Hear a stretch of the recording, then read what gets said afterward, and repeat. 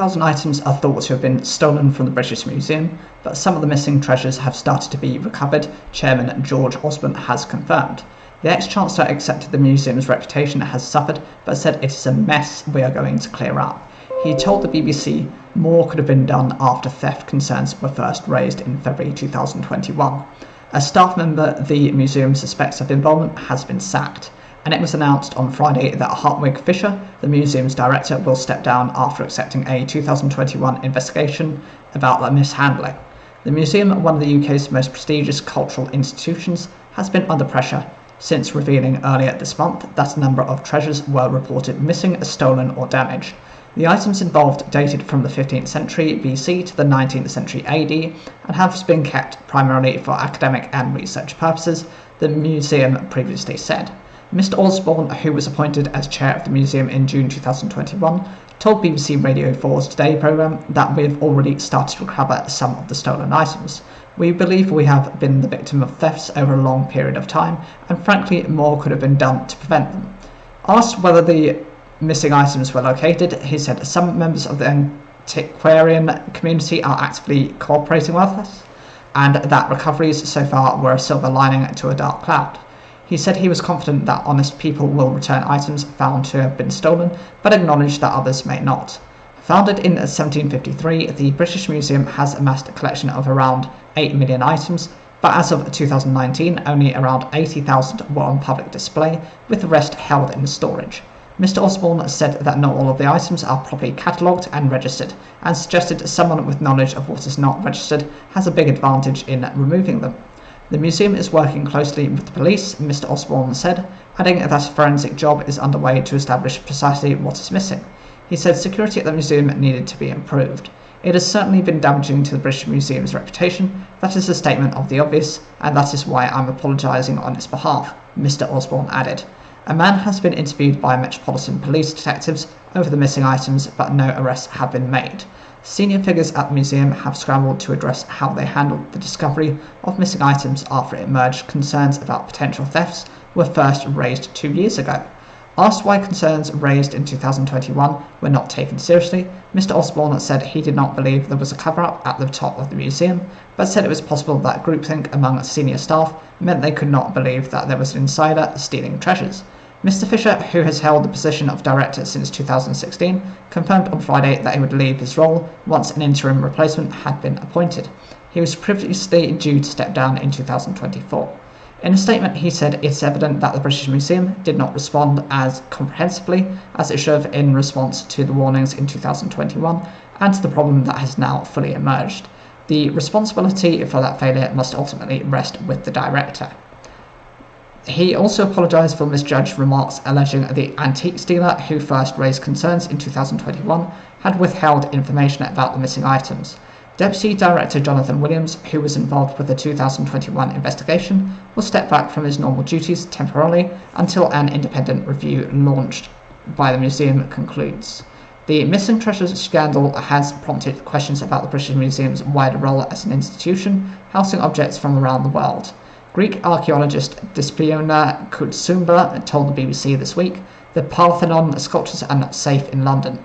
The Greek government has long called for the artefacts, often called the Elgin marbles, to be returned to Greece. Tim Loughton MP, the Conservative chairman of the all-party parliamentary group of the museums, has rejected claims it is no longer a trusted custodian of its vast collection. He said calls for artefacts to be returned to their countries of origin were opportunistic, telling BBC News culture and media editor Katie Razzle other countries should be rallying around to help retrieve objects instead of trying to take advantage. Mr. Osborne said the British Museum plays a vital role in bringing together important collections from around the world, adding in an age that we are always reminded what divides us, it is a place that reminds us of what we have in common.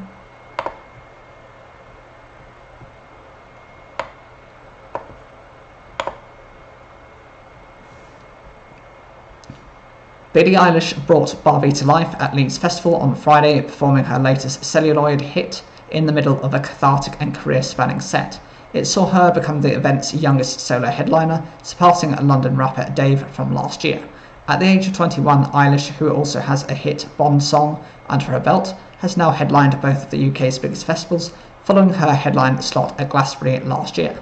This latest set was one for the ages. Backed by her brother and producer Phineas on keys and guitars, Eilish bursts out on stage in a baggy LA sports outfit and woolly hat combo, bouncing and bounding her way through the opening strains of Bury a Friend. Cue screams and then fire. You feel good, England, she asks with a smile. Are you ready to have some fun? Duh. Since last performing here as a teenager 4 years ago, Eilish has gone on to pop megastardom, and it shows. Swaggering, running, and at times sliding and humping down the runway, she conducts the adoring crowd at will. A sea of camera phones capture her performing one of her earlier songs, I Don't Want to Be You Anymore. Eilish has spoken recently about feeling most at home channeling what she says is her more powerful masculine side, as she clearly reveals in the role on her darker, more upbeat and playful material from her 2019 debut album, Where We All Fall Asleep, Where Do We Go?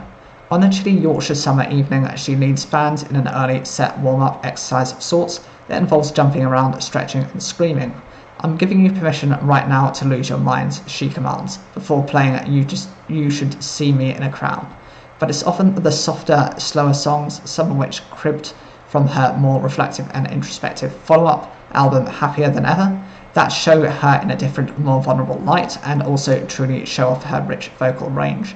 The keyboard introduction to What Was I Made For the recent Barbie soundtrack, draws gasps and awes from around the field. As well as being a new fan favourite, it is a song that Eilish recently admitted to interviewer Zane Lowe had helped her and her brother out of a creative slump.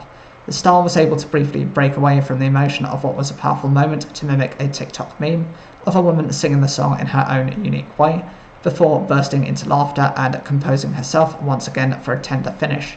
It's her all over, the Joker and the Queen of Hearts all wrapped into one. Flipping effortlessly back into full party mode, she then urges the crowd to get low, all the way to the floor and then back up for a dance. Settling down to join her brother on guitar for a quieter acoustic segment, she introduces him as my best friend in the world. We write all these songs together and I hope we get to do that forever because it's wonderful, she says. I love you, dude. I love you guys too, she adds, not forgetting their adoring onlookers before playing a poignant version of Your Power, a song about older men who abuse their position. Another very early career track, Bellyache, follows and she tells the audience to light their phones up. Being the headliner these days, usually a nighttime slot, she can no longer see their faces, she notes.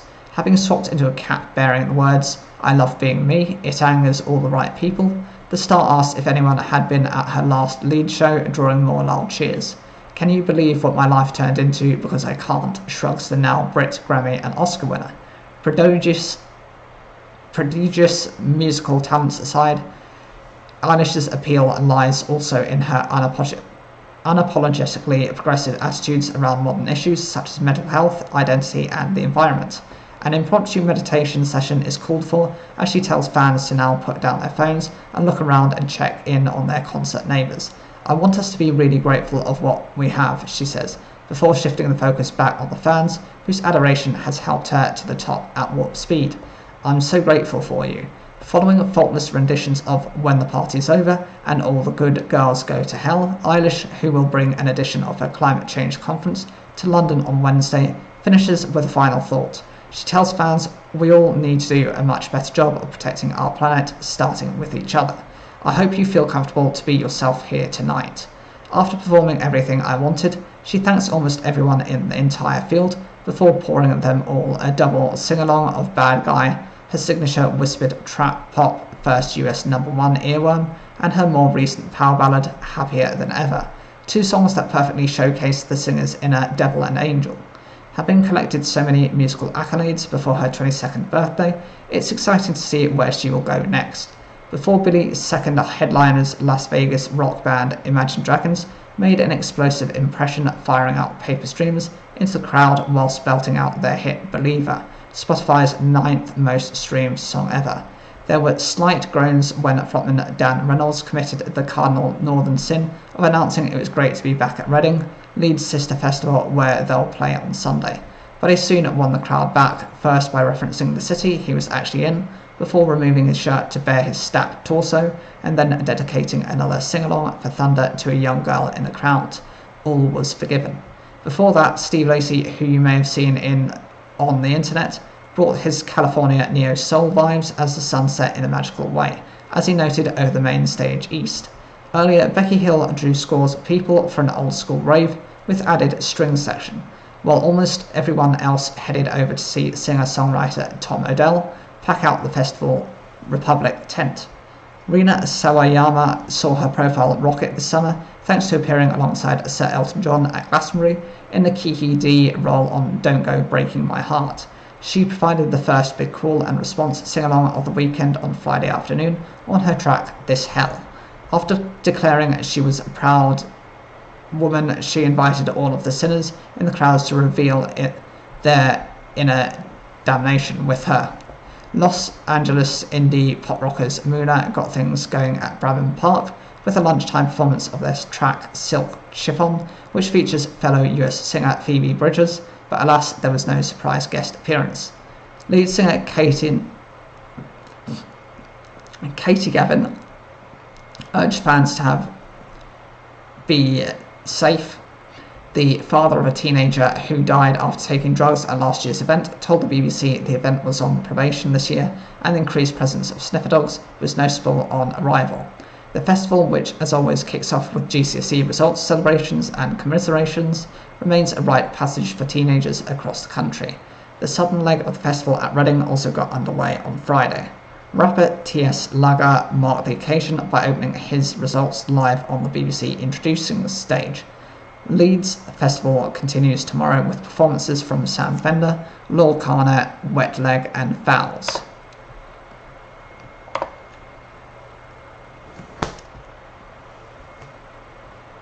Passengers across England are facing bank holiday weekend disruptions as 20,000 rail staff begin their latest strike. Mick Lynch, head of the RMT union, said strikes would continue until a new pay settlement for workers is reached. The Transport Department said rail staff had received fair and reasonable pay offers. Events including the Notting Hill Carnival and Reading and Leeds festivals will be impacted on Saturday. Workers from 14 train operators are taking part in Saturday's strike, which is its 24th since last summer. The action will see a reduced timetable in place in much of England, with some journeys into Scotland and Wales also affected. Around half the usual train services will run in as many areas that will start late and finish much earlier than usual. Further action is planned for the 2nd of September, while members of the Train Drivers Union ASLEF are set to walk out on the 1st of September. As well as a new pay deal, the RMT is demanding an end to job losses resulting from the closure of hundreds of ticket offices. Speaking to BBC Breakfast, Mr Lynch said the union would not accept a pay offer which requires job cuts, adding that ticket office closures would make the railways inaccessible to vulnerable people. Despite the disruption caused by the strike campaign, he said the RMT has support among passengers, adding that the public don't want to go where this Conservative government is taking them in terms of the railway. Mr Lynch said 2,300 staff members would face redundancy under the pay offers it has received so far. We want a decent pay rise. We're not greedy. We haven't had an offer of a clean pay rise without strings attached, he said. And we're not willing to fund these very modest pay rises through job cuts and cuts to the services that will affect our members and also the travelling public. In a separate interview with the BBC, Mr Lynch said that there will be more strikes if there's no change. Earlier this year, the Rail Delivery Group, RDG, which represents the train operators, made an offer that would have seen rail workers receive a backdated pay rise of 5% for 2022. A further pay rise for 2023 would then have been conditional on reforms to services. On the 5th of May, RMT members voted to extend the strike mandate for another 6 months. The rail industry was badly impacted by the pandemic, and industry figures have argued changes to ways of working will be necessary in order to finance any pay rise. Ahead of Saturday's strike, the RDG said the action had been designed to deliberately target passengers who want to enjoy various sporting events, festivals and the end of the summer holidays. A Department for Transport spokesperson said the government has played its part to try and end these disputes by facilitating fair and reasonable pay offers, but union leaders refuse to allow their members to vote on them. By cynically targeting the bank holiday weekend and driving more passengers away from train travel, when our railways are already losing £10 million a day, even without industrial action, the RMT strikes are damaging its own industry's future.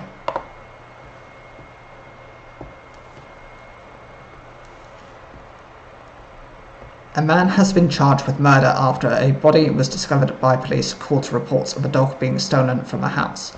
Donald Patience, aged 45, had been dead for several days when officers found him at the property in Bury on Tuesday, Greater Manchester Police said. The cause of his death remains unknown and is being investigated. Ian Connell, aged 39, of Duke Street, Bolton, has been charged with the murder of Mr. Patience. He will appear at Manchester and Salford Magistrates Court later. A 27-year-old man and a 41-year-old man, who were also arrested, have been bailed pending further inquiries. Also known as Prentice, Mr. Patience was originally from Alness in the Scottish Highlands. He was described by his family as a much-loved son, brother and father, and will be sorely missed by many. Police were called on Tuesday morning to the suspected theft of a Labradoodle in Ainsworth Road, Radcliffe. The back window of the house was smashed and officers have continued to appeal for information. GMP added that the dog was being looked after.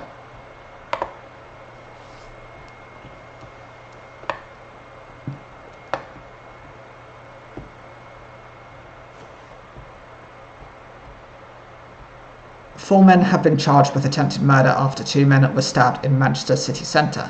One of the victims remains in a critical condition, while the other was seriously injured in the attack in Dale Street at around 6:30 p.m. on the 16th of August. Four men aged between 20 and 36 have been charged with attempted murder and Section 18 assault. They are due to appear at Manchester and Salford Magistrates Court later.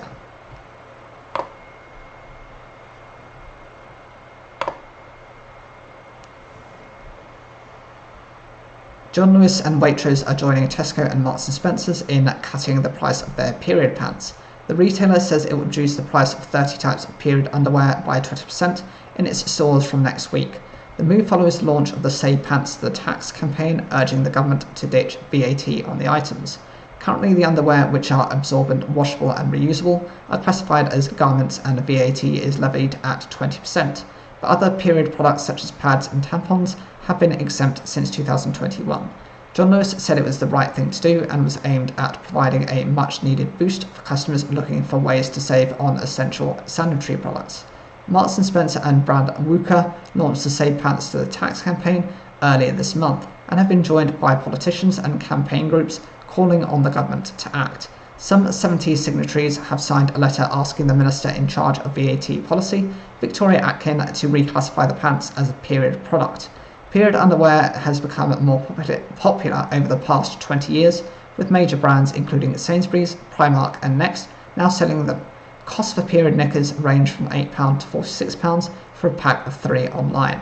The pants can be washed and reused many times and rose in popularity during COVID lockdowns, with many people looking for alternatives to single-use products.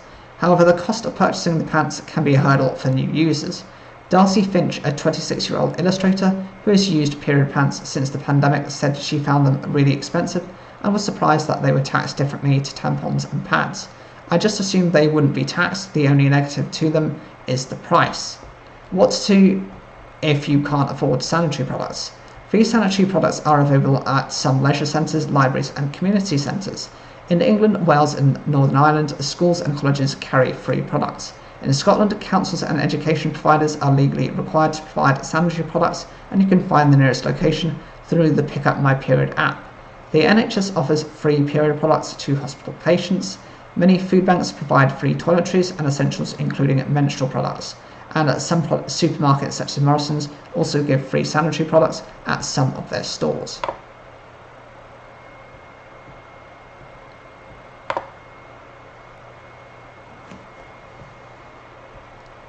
Guitarist Bernie Marsden, who performed with the British rock group Whitesnake in the 1970s and 80s, has died aged 72. The musician from Buckingham died peacefully on Thursday, surrounded by his wife and daughters. Along with David Coverdale, Marsden co-founded Whitesnake and co-wrote hits including Here I Go Again and Fool for Your Loving, and had a solo career. Bernie never lost his passion for music, writing and recording until the end, a family statement said.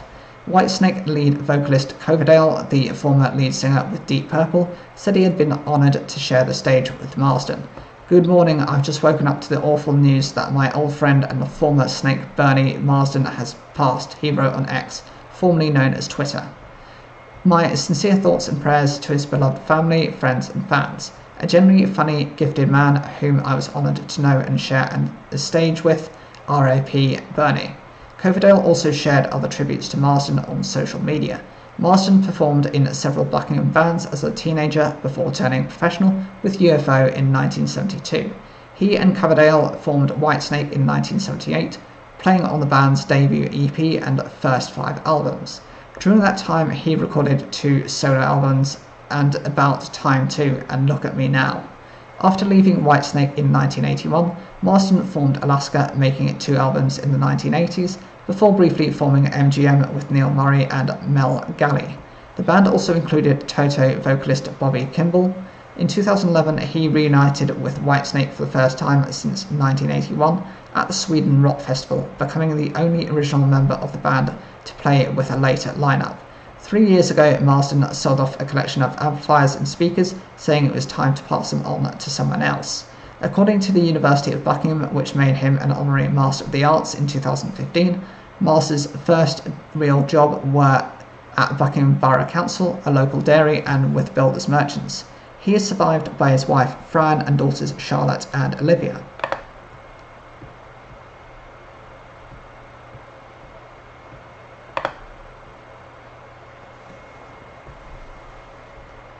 An investigation is underway into the cause of a fire at a building made up of flats and a business centre. 15 fire engines and 100 firefighters were called to the blaze on Fairfield Road, Bow, at 6:04 p.m. On Friday, crews spent nearly 3 hours tackling the fire, which destroyed flats on the 5th and 6th floors.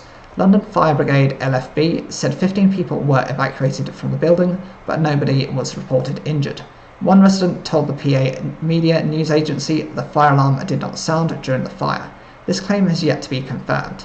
The resident, who gave his name as Drew, said the flats at the top are 2 floors. I saw people through the windows as the fire was going on. The fire alarm wasn't going off, they had absolutely no idea. The first thing I did was call the fire service, then I ran downstairs to make sure that the building was evacuated and told the fire warden the flats hadn't been evacuated. It was quite clear the fire was coming from the roof. It wasn't coming from the flats.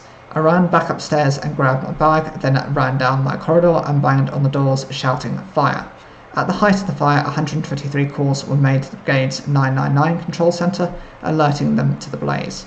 Thick black smoke could be seen billowing into the air as crews arrived on the scene. Affected residents were told they may not be allowed back into the building until Sunday. 2 of the brigade's 32-metre or 104-foot turntable ladders were deployed as water towers to tackle flames from height, the fire brigade said in a statement. Crews from Bethnal Green, Whitechapel, Homerton, Shadwell, Islington, Plaistow, Shoreditch, Lewisham and surrounding fire stations were called in to help. The fire brigade said the cause of the fire was now under investigation.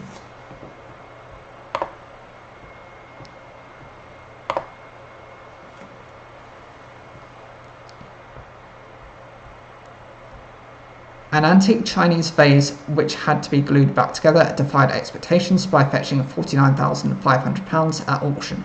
Described as having cracks all over, T.W. Gaze auctioneers in Diss, Norfolk, valued the 18th century vase at between £80 and £120.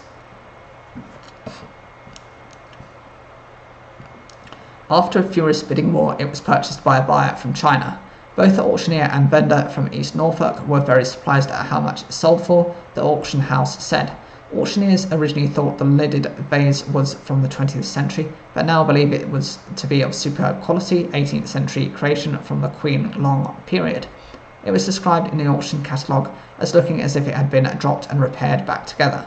This design featured a foliate design on an ornate aubergine-coloured background, the catalogue said. Elizabeth Talbot from the T.W. Gaze auction house said the vendor, who had known it most of their life, had no history or special provenance for it.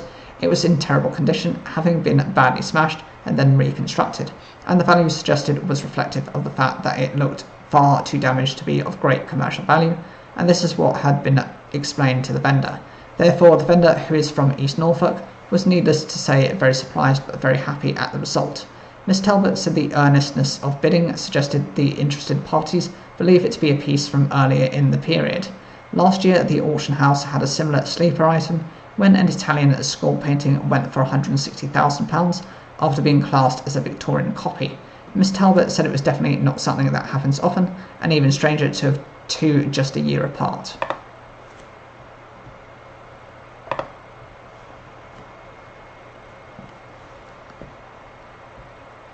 An independent inquiry into how neonatal nurse Lucy Letby was able to murder 7 babies at the Countess of Chester Hospital was announced by the government soon after she was found guilty on the 18th of August.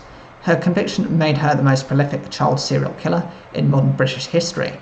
The 33-year-old refused to be in court for sentencing, where she was jailed for life for each offence. But many unanswered questions surround the case, including what kind of inquiry should be held. According to the House of Commons Library, inquiries are typically opened when major accidents or disasters occur, or when something goes seriously wrong within government or a public body. They are designed to establish facts and learn lessons so that mistakes are not repeated, as well as to restore public confidence and determine accountability. There is much debate about whether the inquiry's chair should have the statutory powers to compel witnesses to attend and give evidence. Health Secretary Steve Barclay said, "We'll ensure that the legal framework for that has the full confidence of the families affected, and I'll be engaging with them on that, whether that's on a statutory or a non-statutory basis, to ensure that inquiry looking at issues such as whistleblowers and other actions related to this case are fully investigated. But what are inquiries like for those at the centre of them?" Former Bishop of Liverpool James Jones spent 3 years leading an independent panel which re-examined the deaths of 96 football fans in the 1989 Hillsborough disaster. His report, published in September 2012, led to fresh inquests which concluded nearly 4 years later that the Liverpool supporters had been unlawfully killed in the terrorist crash. The 97th victim of the disaster, Andrew Devine, died in 2021. From 2014, Bishop Jones led the Gosport Independent Panel, which investigated concerns about deaths from 1989 to 2000 at the Gosport War Memorial Hospital in Hampshire. The panel's report in 2018 found more than 450 patients died after being given powerful painkillers inappropriately. What were your hopes before the inquiry? What we did before the Hillsborough inquiry was to meet the victims' families and got them together to find out the questions they wanted answering, rather than the questions the authorities thought it important to ask. Were your hopes fulfilled? I thought it was important we met the families regularly, so we met every 3 months to keep them up to date with what we were doing. It was very therapeutic for them to meet other families, to share their stories, pain and experiences. People talk about closure, but that is the wrong thing to say, he said. It trips off the tongue very easily, but how can you talk about closure when you're talking about the loss of one you love deeply?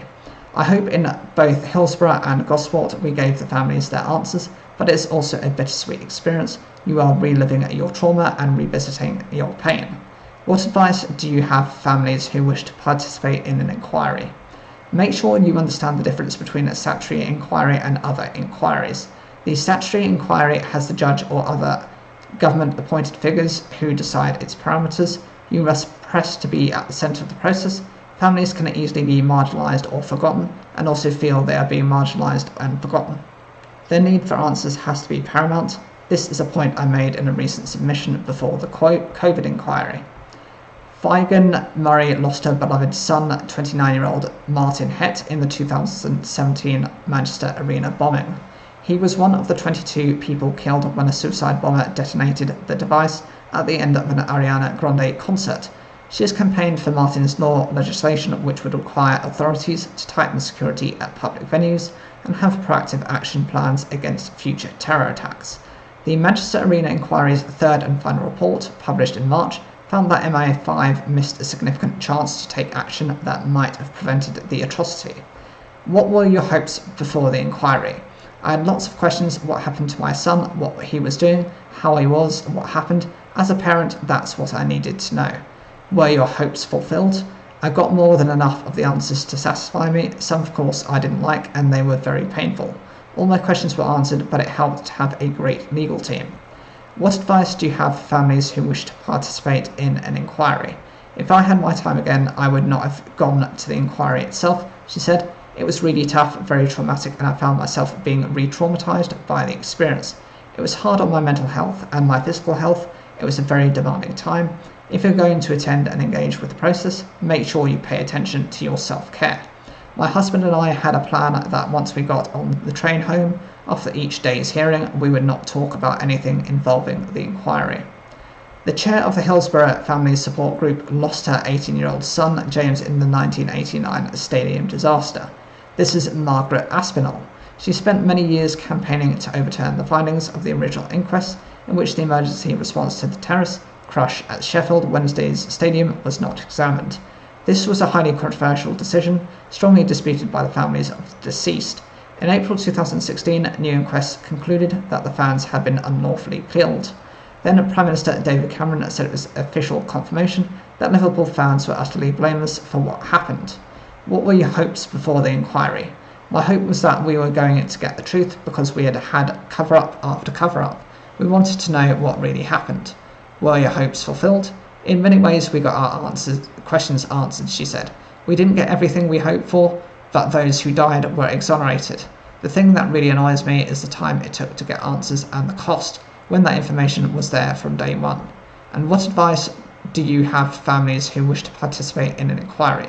Get involved, make sure you're engaged. The authorities are not going to tell you anything unless you press them. You have to fight to make sure that everything is not done behind closed doors.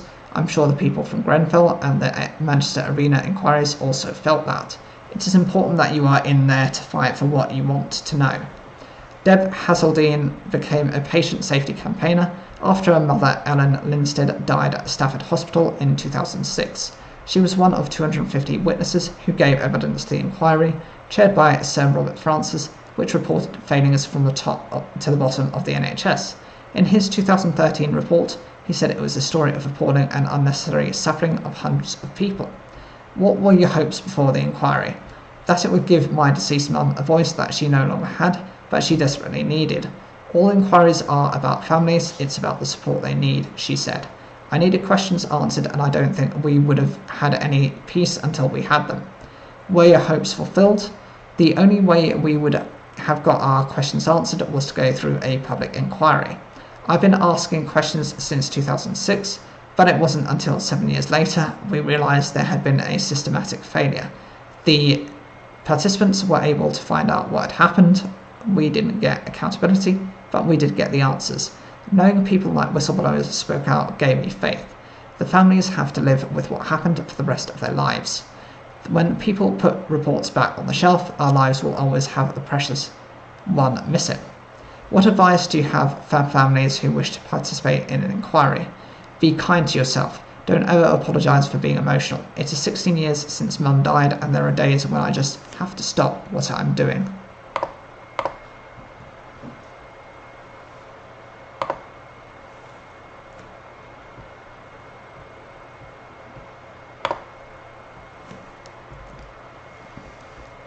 The biggest search for the Loch Ness Monster in more than 50 years is getting underway in the Scottish Highlands.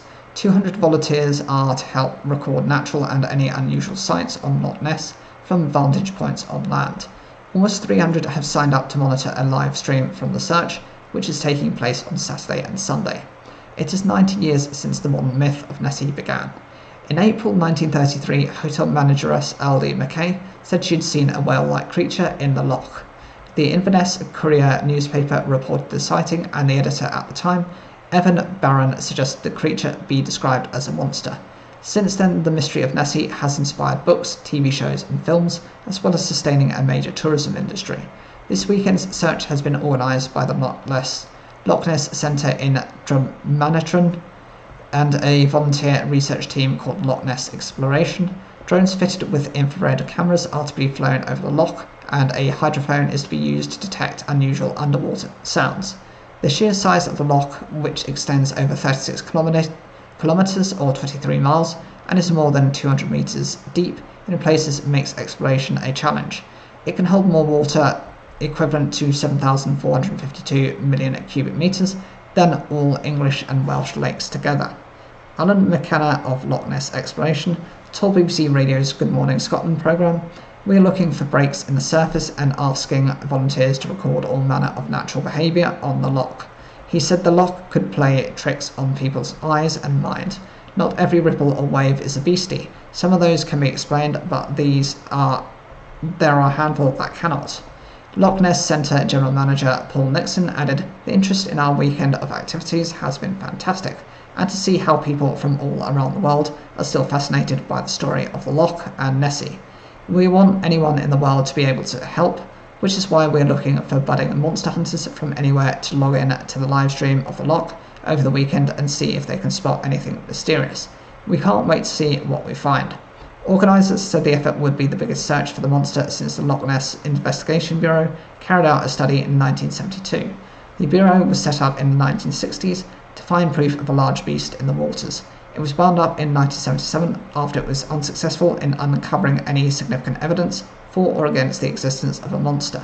The legend of Nessie dates back to the Middle Ages, when Irish monk St. Columba is said to have encountered a beast in the Ness, a river that flows from Loch Ness. Previous attempts to find the monster included 1987's Operation Deep Scan, when 24 boats equipped with echo sounders swept the entire length of the loch. On 3 occasions, something was detected that could not be immediately explained. Large debris was one of the explanations offered for the contacts. In 2019, scientists said the creatures behind repeated sightings of the fabled Loch Ness monster may be giant eels. Researchers from New Zealand tried to catalogue all living species in the loch by extracting DNA from water samples. Following analysis, the scientists ruled out the presence of large animals, which was said to be behind reports of a monster. No evidence of a prehistoric marine reptile called a plesiosaur or a large fish, such as a sturgeon, were found. The Loch Ness monster myth is surrounded by claims and confirmed hoaxes. 90 years on from the first sighting, there is a rundown of many issues and concerns about how this has been viewed.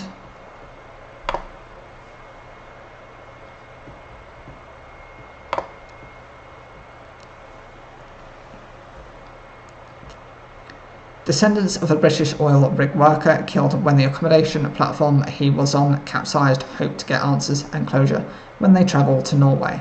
The body of Keith Hunter, aged 34, was never found after he and 122 others were killed when the Alexander Kielland platform overturned in 1980. He was one of 6 men from Cumbria killed in the disaster in the Ekofisk oil field in the Norwegian North Sea. A conference is being held in Stavanger for families seeking answers. An official inquiry held behind closed doors said the 27th of March disaster, which had 89 survivors, was caused by fatigue crack on a bracing holding one of the 5 legs supporting the so-called flotel. But families said they had never been able to see the report.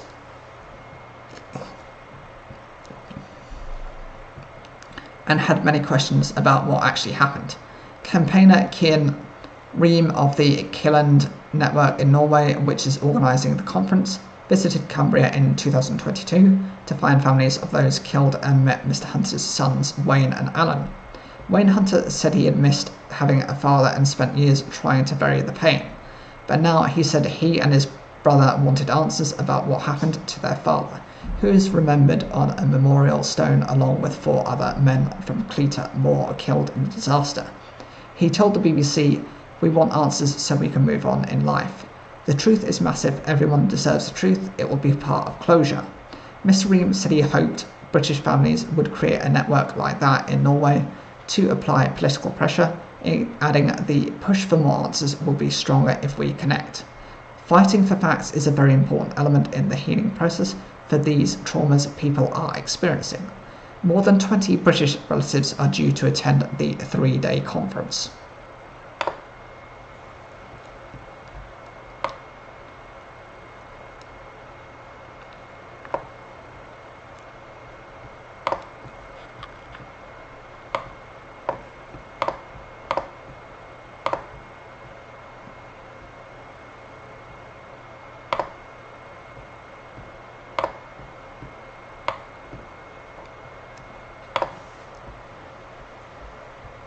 Spanish Football Federation President Luis Rubiales has been provisionally suspended by world governing body FIFA.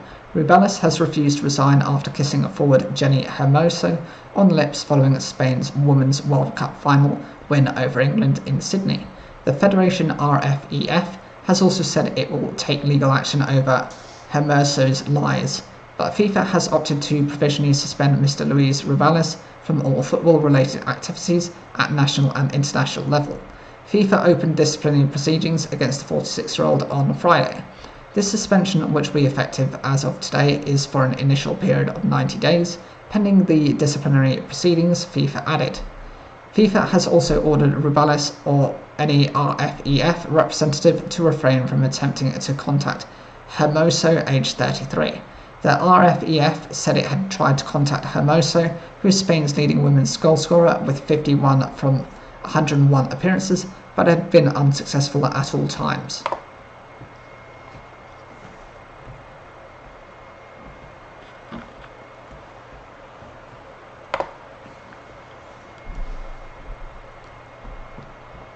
President Vladimir Putin has called on all employees of Wagner and other Russian private military contractors to take an oath of allegiance to the Russian state.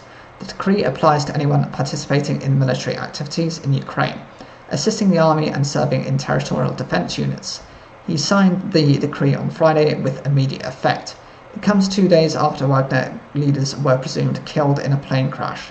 Putin wants to have tighter control on Wagner, says Natalia Seskuria, Associate Fellow at the Royal United Services Institute. To make sure he won't be facing another crisis in the future, it indicates that Putin is becoming more risk-averse. The decree comes at a time when Wagner mercenary fighters are lacking an obvious leader, after a plane presumed to be carrying Yevgeny Prigozhin and other leaders crashed on Wednesday, killing all 10 people on board. Described in the decree as a step to forge the spiritual and moral foundations of the defense of Russia, the wording of the oath includes a line in which those who take it promise to strictly follow the orders of commanders and senior leaders. It is a concealed message to military intelligence to find and prosecute Wagner fighters, Petro Berkovsky, executive director of the Democratic Initiatives Foundation, a think tank based in Ukraine, has told the BBC. And it is a clear signal to the fighters too, he suggests. They took the oath in the past as well. It's standard procedure for many armies, so it is a signal to Wagner fighters: either take the oath and keep your arms or disarm yourself. You obey or you go to prison. A few weeks before Prigozhin's failed uprising in June, the Russian Defense Ministry gave mercenary groups until the 1st of July to sign army contracts. Prigozhin refused to sign because he didn't want his Wagner group to operate under the ministry. Mr. Putin backed the ministry's contract scheme at the time, which was the first public blow against his long-term ally Prigozhin. But what effect will it have on the Wagner fighters without an obvious leader? Mr. Berkovsky thinks that as trained and experienced fighters, they are good assets for the Russian army. They are mostly career military servicemen other than being ideological. They chose Wagner because Wagner gave them all special treatment without the bureaucracy of the huge Russian army. If they get special treatment under Putin's orders, I don't think they care about where, to whom, and for whom they will fight. Mr. Skuria believes that Prigozhin's real supporters, who don't want to take the oath, might create problems in the long term. I think the message is very clear: you either follow the rules or end up like Prigozhin, she says. In that sense, it will work in a short-term perspective. However, Prigozhin had loyal supporters with Wagner, and this can potentially create problems for Putin in a longer-term perspective. Meanwhile, there was drone attacks on Moscow and Belgorod regions on Saturday morning, both shot down by air defense systems according to Russian officials.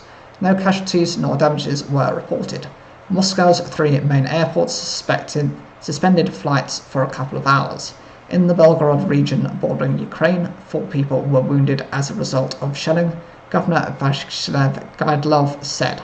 Moscow blamed Ukraine for the shelling and drone attacks. Kiev has not commented yet, as they almost never publicly claimed responsibility for the attacks inside Russia. And in Ukraine, 2 people have been killed and 1 wounded after Russia shelled a Ukrainian village near the northeast town of Kupianets, Kharkiv's regional governor said, adding that a cafe has been hit.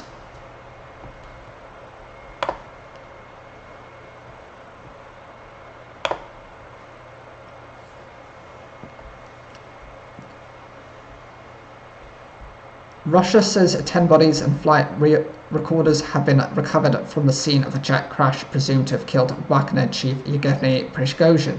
Molecular genetic tests are now being carried out, investigators say. The plane crashed near Moscow on Wednesday, prompting speculation that a bomb or a missile was to blame. Claims that the Kremlin gave an order to kill Prigozhin were a complete lie, Russian President Vladimir Putin's spokesman told the BBC earlier. Prigozhin, once a Putin loyalist, led an aborted armed revolt by his mercenary fighters in June. Mr. Putin at the time described the mutiny as treachery, but a deal was later struck for Wagner mercenaries to either join Russia's regular army or to go to Belarus, Moscow's ally. Even so, in the wake of the rebellion, many observers described Prigozhin, aged 62, as a dead man walking, arguing that the Russian president would never forgive the Wagner boss. During Friday's conference call with journalists, Kremlin spokesman Dmitry Peskov told the BBC there were lots of speculation around the tragic deaths of all 10 people in Wednesday's air crash in the Tiva region northwest of the Russian capital. Prigozhin and his right-hand man Dmitry Yutkin, as well as 5 other passengers and 3 crew members, were on board on the Embraer Legacy 600 jet, according to the passenger list. In the West, of course, this speculation comes from a certain angle. It's all a complete lie, Mr. Peskov went on. We don't have many facts at the moment. The facts need to be clarified during the official investigation, which is being carried out now, he added. And despite the jet's manifest, Mr. Peskov's refused to be drawn on whether the Kremlin had confirmation that Prigozhin was definitely on board the drowned plane. The future of Wagner itself has also been thrown further into doubt by Prigozhin's presumed death. On Friday, Belarus leader Alexander Lukashenko said that up to 10,000 Wagner fighters would continue to be based in the country. However, many experts believe that Mr. Lukashenko takes orders from the Kremlin. President Putin stayed silent over the crash for almost 24 hours before expressing condolences to all the victims' families. He also described Prigozhin as a talented person who made serious mistakes in life. But from the moment the plane came down, there has been frenzied speculation about what caused the crash. The Pentagon says it believed the Wagner chief was probably killed, while a US official told CBS News that the most likely cause of the crash was an explosion on board the plane. President Joe Biden said on Friday that the US was still trying to nail down precisely what brought down the plane.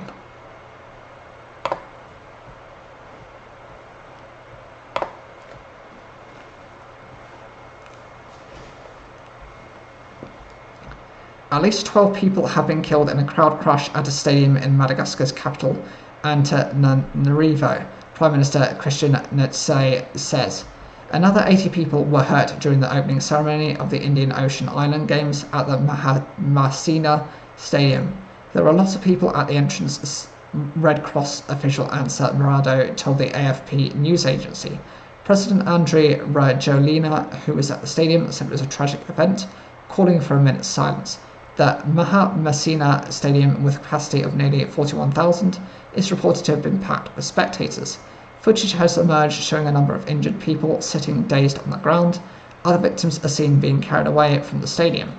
Set up in 1977, the Indian Ocean Island Games is a multi-sport event held every 4 years.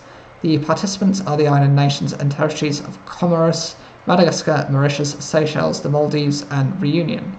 In 2018, 1 person died and nearly 40 others were injured in a crash at the Mahamasina before the start of a Madagascar-Senegal football match. In 2016, 2 people were killed and about 80 injured in a grenade explosion at the same venue during Madagascar's National Day celebrations. The blast happened during a free concert. 2 years earlier, a grenade explosion killed a toddler and injured several people outside the same stadium.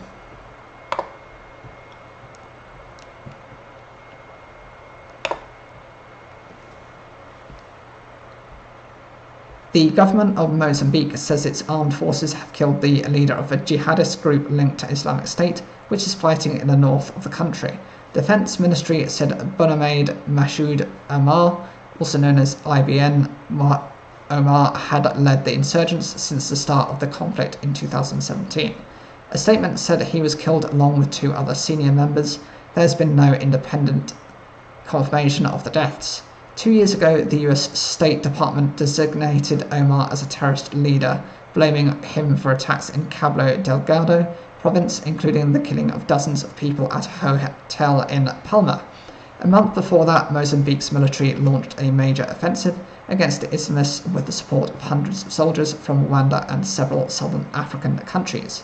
According to the government, Omar and 2 associates from the Islamic State-linked group were killed in a forest in Macomia in an operation carried out with the army's foreign allies. It happened on Tuesday, said Mozambique's President Filipe Nyusi during a news conference on Friday.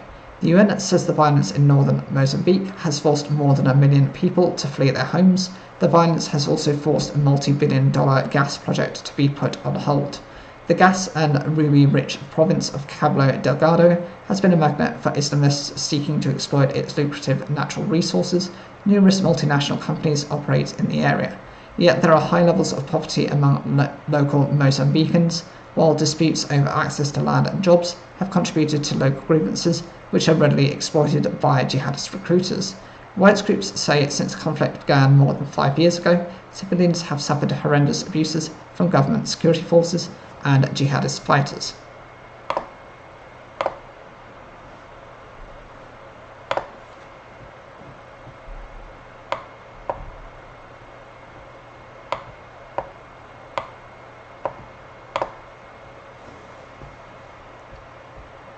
Boxing fans in Zanzibar are set to enjoy the first fight in almost 6 decades on Sunday after a long-standing ban was lifted. The 1960s ban followed the revolution by the island's first president Abidi Amani Karume, citing cultural reasons. The event aligns with current President Hussein Mwinyi's strategic push to promote tourism and sports development. Zanzibar's Hamis Muay Thai will face Ibrahim Mienda in the historic 8-round non-title lightweight fight. Hamis Muay Thai, who began his fighting career with a lot of success as a kickboxer, will be making his debut in the ring as a boxer. Another local boy, Musa Nassor Banja, is also on the bill. He will trade fists with Della Mabebe from the mainland, while Karim Mandonga, a charismatic Tanzanian boxer, will square up with Osman Mullah Jr. from Zanzibar in another bout. There will be a total of 8 boxing matches in all. As the revolution of January 1964 ended the rule of the Sultan of Zanzibar and his majority Arab government, people close to the then President Karume say he viewed boxing as inhumane, arguing that fighting was for animals. The ban, however, did not affect Tanzania's mainland. Tanganyika and Zanzibar were united in April 1964 to form what is now the United Republic of Tanzania. Results of 6-month research conducted in 2021 suggested that just over 60% of the population in Zanzibar were in favour of the return of boxing. Zanzibar is trying to open its doors to the world to attract more foreign investors and tourists. Current President Mwinyi's Blue Economy policy includes an emphasis on tourism and sport. Recently, British boxer Natasha Jones was named Honorary Ambassador for Zanzibar in sport tourism. It's a great honour and I will do the best that I can for the people of Zanzibar to represent them in a good way, but also promote everything that I have already done, said Jones, the champion boxer. All the boxers have been paid their participation fee, although there will not be any prize money. The milestone event will take place at the Mao Se-tung Stadium on Sunday and will be broadcast live on TV. Halka Ahmed, a young content creator, said he is very excited. This will work well with my fellow young people who really want to become professional boxers in Zanzibar. Many other locals are also looking forward to the revival of boxing in Zanzibar. This is an historic move, said Sunderland Amari, a sports shop owner.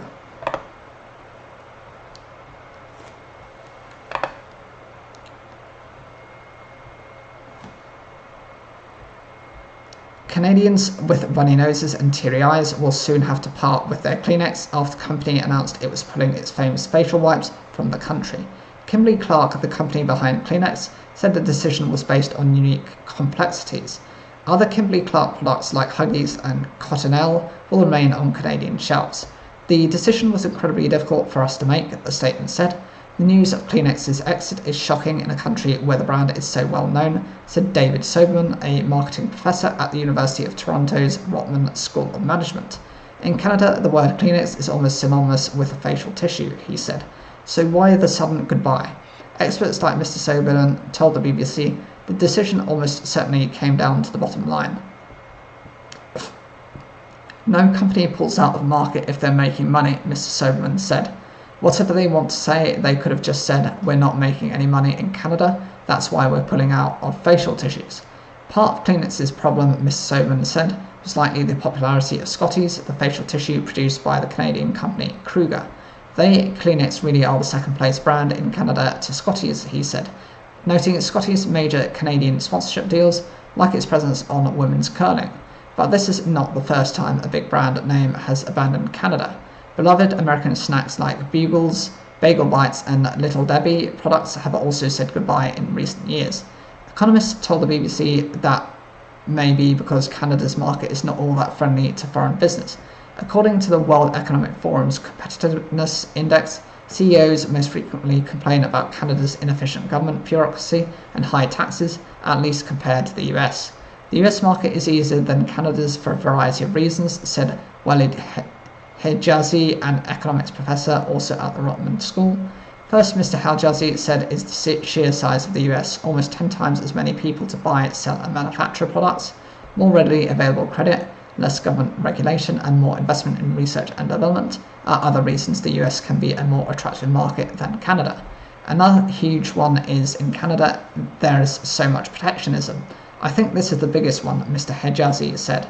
In Canada, all three of the biggest industries, airlines, telecom and finance, are heavily protected by the federal government, he said. While Canadian companies may benefit, that home court advantage may help drive out US and other foreign companies from travelling up north, and now it means Canadians will have to save their tears, at least for another brand of facial tissue.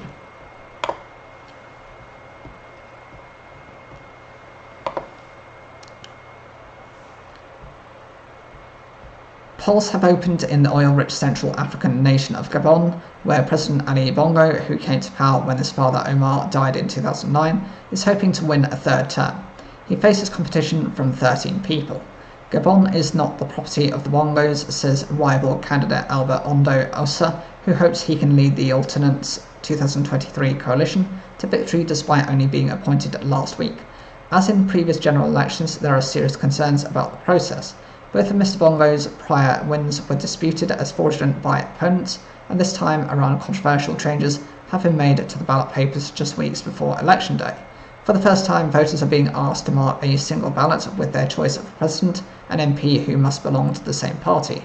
As say this disadvantages independent candidates, notably Mr. Ondo Osa, who heads the opposition Alternates 2023 alliance, but lacks a party of his own.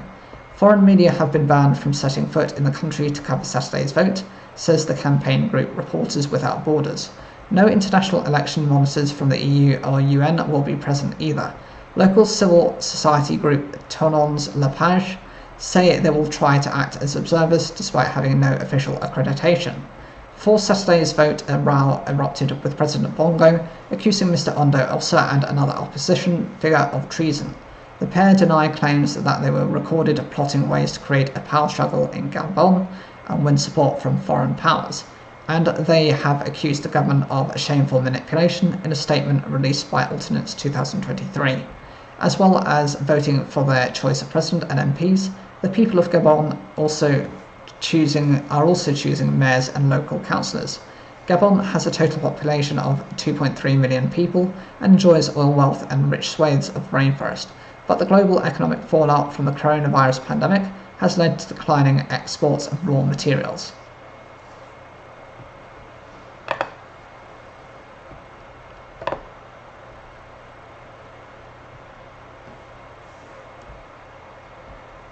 Within hours of releasing the names of 388 people unaccounted for following the Maui wildfires, 100 were reported safe, the FBI confirmed. Authorities released the names on Thursday and asked survivors to come forward so they could focus their efforts on locating any others. The official death toll from the fires currently stands at 115. Search teams are still combing through the charred remains of the historic town of Lahaina and other areas. The devastating situation with the fires spread on the 8th of August and blazed through the oceanside town of Lahaina, home to 12,000 people. In a press conference, the FBI's special agent in charge in Honolulu, Stephen Merrill, said they were very thankful for the people who have reached out by phone or email. As we get someone off of a list, this has enabled us to devote more resources to those who are still on the list. In a statement on Thursday, Maui's Police Chief John Pelletier said the names were released in an effort to narrow down who remains unaccounted for. We know that will help with the investigation, Chief Pelletier said. Officials also asked residents to come forward if they see a name of a person they know to be safe. Earlier in the week, authorities said more than 1,000 people were still unaccounted for. As of Thursday, Chief Pelletier said that an additional 1,732 people who were believed to be missing have since been found safe. Officials have been able to narrow down the list of missing by cross-referencing it with names of people staying at shelters. We also know that once those names come out, it can and will cause pain for folks whose loved ones are listed, Chief Pelletier added in his statement. This is not an easy thing to do, but we want to make sure that we are doing everything we can to make this investigation as complete and thorough as possible. The wildfires have been marked as the deadliest in US history, and officials have said that they anticipate the death toll may rise. Maui officials have publicly identified 46 people who died in the fire. The latest names released on Thursday include a family of 4 whose remains were found in a burnt car near their home. They were identified as 7-year-old Tony Takafue, his mother Salote Tone, age 39, and his grandparents Feose Tone, age 70, and Malu Fone Tone, age 73. Tony is the first confirmed child victim of the wildfire.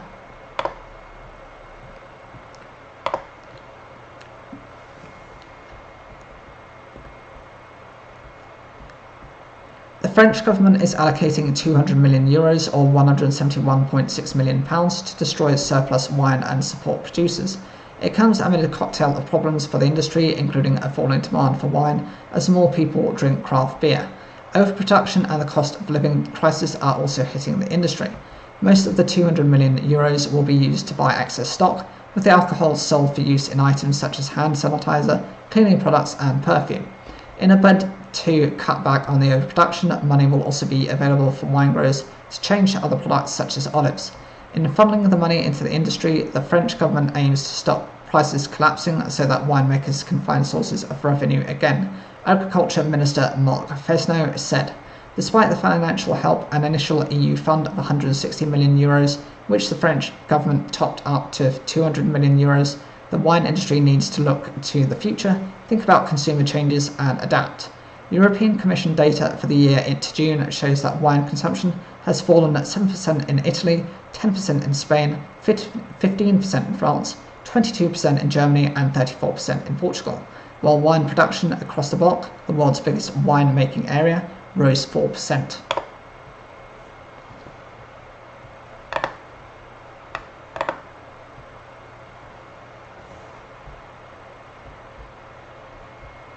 An original portrait photograph of a famous Arctic explorer taken shortly before the doomed Franklin expedition will be auctioned in London next month.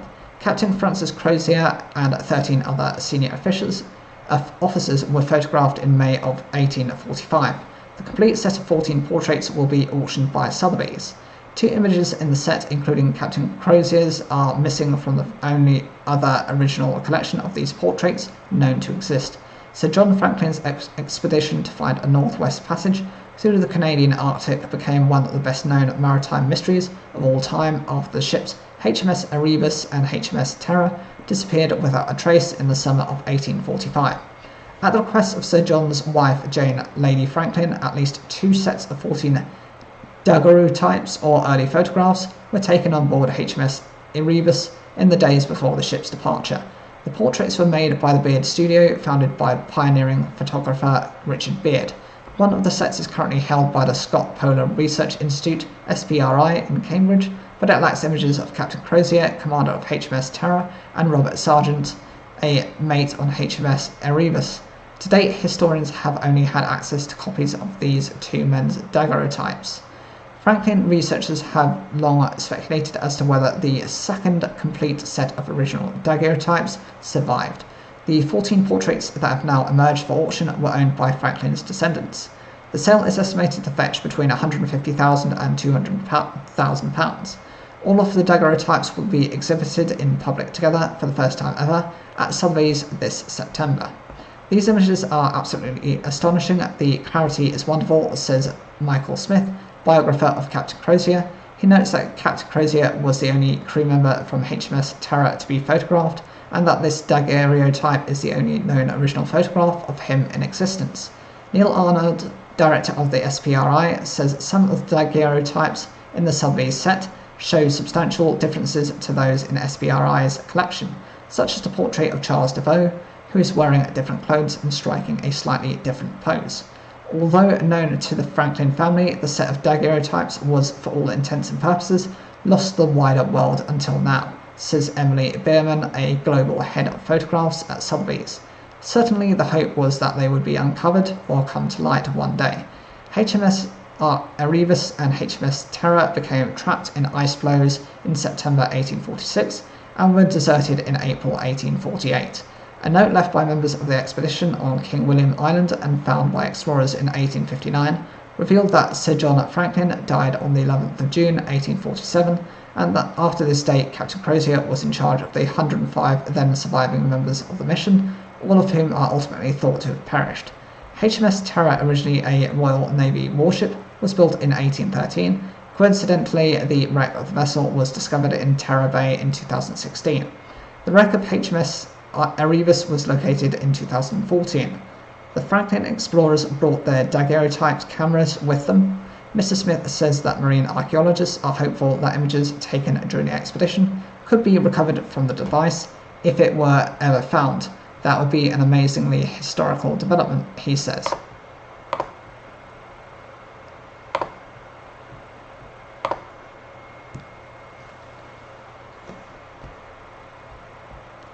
The Danish government has proposed a ban on setting the Quran alight in public after a series of burnings led to uproar in Muslim countries.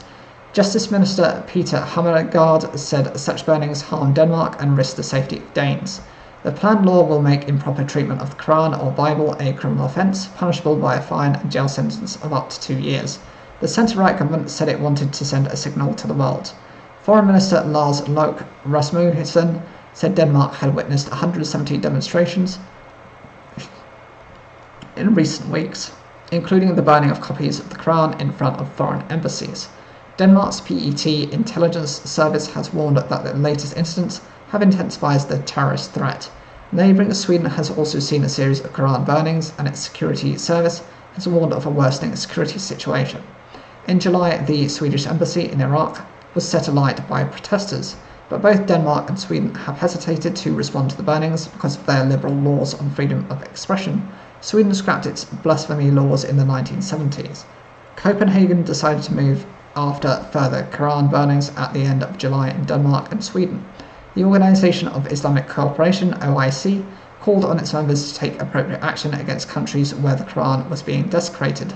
The Justice Minister was adamant the proposed change in the law was not targeting verbal or written expressions or satirical drawings, but he said burning religious texts served no other purpose than creating division and hatred. It is a cornerstone of our democracy that you have the right to express yourself, said Deputy Prime Minister Jacob Ellemann-Jensen.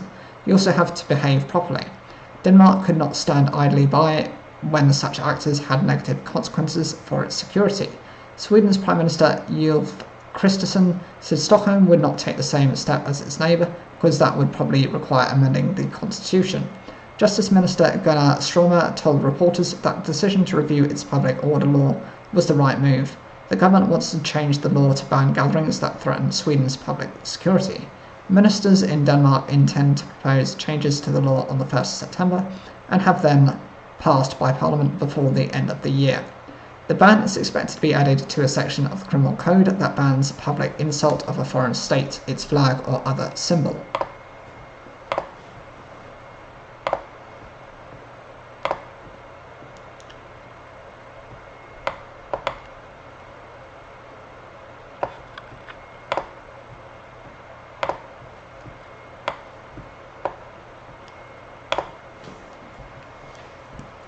The UK's second largest vape company took down social media accounts after sending vapes to reporters in an online giveaway without age verification. Chinese government-owned SKE has seen rapid growth in sales of its Crystal Bar disposable vapes, which have been criticised for appealing to children. In an exclusive interview, SKE marketing director Serge Davies said the accounts were taken down for a review. SKE also apologised for not signing up to government recycling schemes. In supermarkets, newsagents and vape shops, Crystal Bar disposable vapes are everywhere in the UK, designed to deliver a few hundred puffs of nicotine containing a vapour and then be thrown away. Disposable vapes have seen astonishing growth in recent years. SKE, the partly state-owned Chinese company which makes Crystal Bar, is now the second biggest seller of vapes in the UK, according to new figures from data provider Nielsen IQ, selling more than 30 million in the past year. Nielsen's figures don't include independent retailers and vape shops. SKE's true sales figures are thought to be over 100 million. Giving away free samples has been a key part of its rise. Last month, it ran an online giveaway on the Discord instant messaging platform, promoted via its Instagram feed. Discord began as a platform for gamers and has a large number of under 18 users. BBC reporters entered the competition. They were asked to state that they were over 18, but no further verification was required. 2 vapes were then sent in the post. It is illegal to sell vapes to anyone under 18. After the BBC contacted SKE, some of its social media accounts were taken down pending a review, including its YouTube and TikTok channels. We're looking to relaunch them with a local social media company that has more of an understanding of the local laws, the local customs. Serge Davies, SKE's European Communications Director, has mentioned to the BBC. SKE's 2 biggest rivals, the Chinese company Elfbar and UK-listed BAT, which makes Vuse vapes, both say they don't push or publish on TikTok. That's partly because the risk of appearing on children's phones is too great. SKE, however, is committed to the platform. We'll be looking to relaunch with an exciting new strategy on TikTok, said Mr. Davies. It is also committed to continuing with vape giveaways. It does seem to create a lot of interest in the brand and a lot of excitement for all. When asked whether he could defend one particular video from SKE's TikTok feeds, which saw a crystal bar being opened to a soundtrack saying, "I wish that I could be like the cool kids," Mr. Davies said, "None of our policies are geared towards marketing to children. So what we try and do with the social media accounts is just try and build up a bit of a buzz, really." MP Stephen Bry, chair of the Health Select Committee, said it is extremely concerning to hear that vapes could easily fall into the hands of children because proper checks are not being made. Responsible manufacturers should not be using giveaway schemes that can act as a green light to children to begin vaping when what they need is protection from potentially harmful effects. Disposable vapes contain electronics, including a small battery, which are difficult and expensive to recycle. Discarded vapes are a common sight, and local councils have called for them to be banned. Like all makers of electronic goods, vape companies are legally obliged to register with recycling schemes, under which producers contribute to the cost of recycling. Until this month, SKE had not registered with these schemes or paid their contributions, estimated to be about £100,000. Mr. Davies said the firm apologised for this, which he blamed on a communications issue. "We're glad you highlighted that and that we have now signed up to the relevant schemes," he added. SKE is set up a UK company for the first time this month, and the paperwork at Companies House shows that the Shanghai State-Owned Assets Supervision and Administration Commission, SASAC, has significant control. The SASAC administers investments on behalf of the Chinese state. SKE is owned by Shenzhen Young Technology Co., whose largest shareholder is Shanghai Electric Co., which is in turn more than 50% owned by entities linked to the Chinese state, according to its annual report. In a report to shareholders last year, Ying said it had missed vape sales targets due to a government crackdown in China and was focusing on international expansion to make up the gap. The UK is now its largest market in Europe. In China, only tobacco or menthol flavoured vapes are legal, but in the UK, SKE sells a dazzling variety of flavours. In the Discord giveaway, BBC reporters were sent watermelon ice and Vimble ice, combining the taste of Red Bull and Vimto. Some flavours, such as gummy bear, are named after sweets, which have been criticised as likely to appeal to children. Mr. Davies said SKE would continue to sell them. "You've got to consider that many gummy bears are sold to adults," he said. "It was down to enforcement to prevent vapes being sold to children," he added.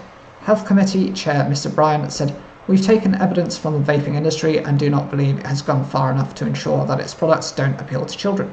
Marketing is designed to target exactly this age group, with the bright colours and flavours that refer to unicorns, sweets or popular fizzy drinks. We want to see restrictions on packaging and marketing practices in line with those that apply to tobacco products. Despite many who believe that disposable vapes will be banned, Mr. Davies said SKE had set up a headquarters in Manchester, was hiring new staff and expanding. "We are here to stay."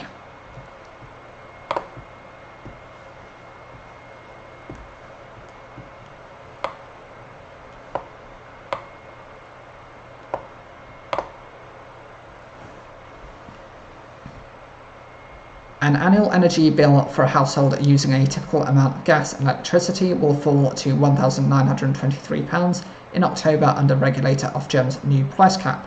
Bills will be £151 lower than current rates and £577 down on last winter, but many people will see little difference in what they pay despite the fall because some government support has also been withdrawn.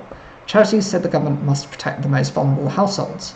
Average annual gas and electricity bills remain high by historical standards.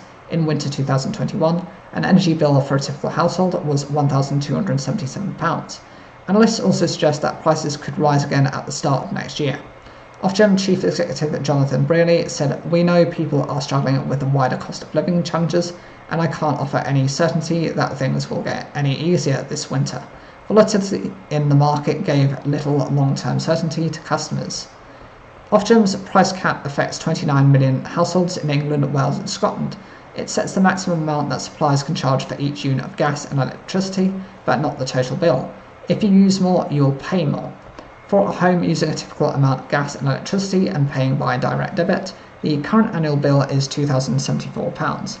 This will fall to £1,923 between the 1st of October and the 31st of December. Specifically, the price of gas will fall from 7.5 pence per kilowatt hour now to 6.89 pence for the final 3 months of the year. The price of electricity will fall from 30.1 pence per kilowatt hour to 27.35 pence. The typical bill is calculated on an estimate that the average household uses 2,900 kilowatt hours of electricity and 12,000 kilowatt hours of gas. Those who pay bills every 3 months, often by cheque known as standard credit, will pay £129 more a year than those using direct debits.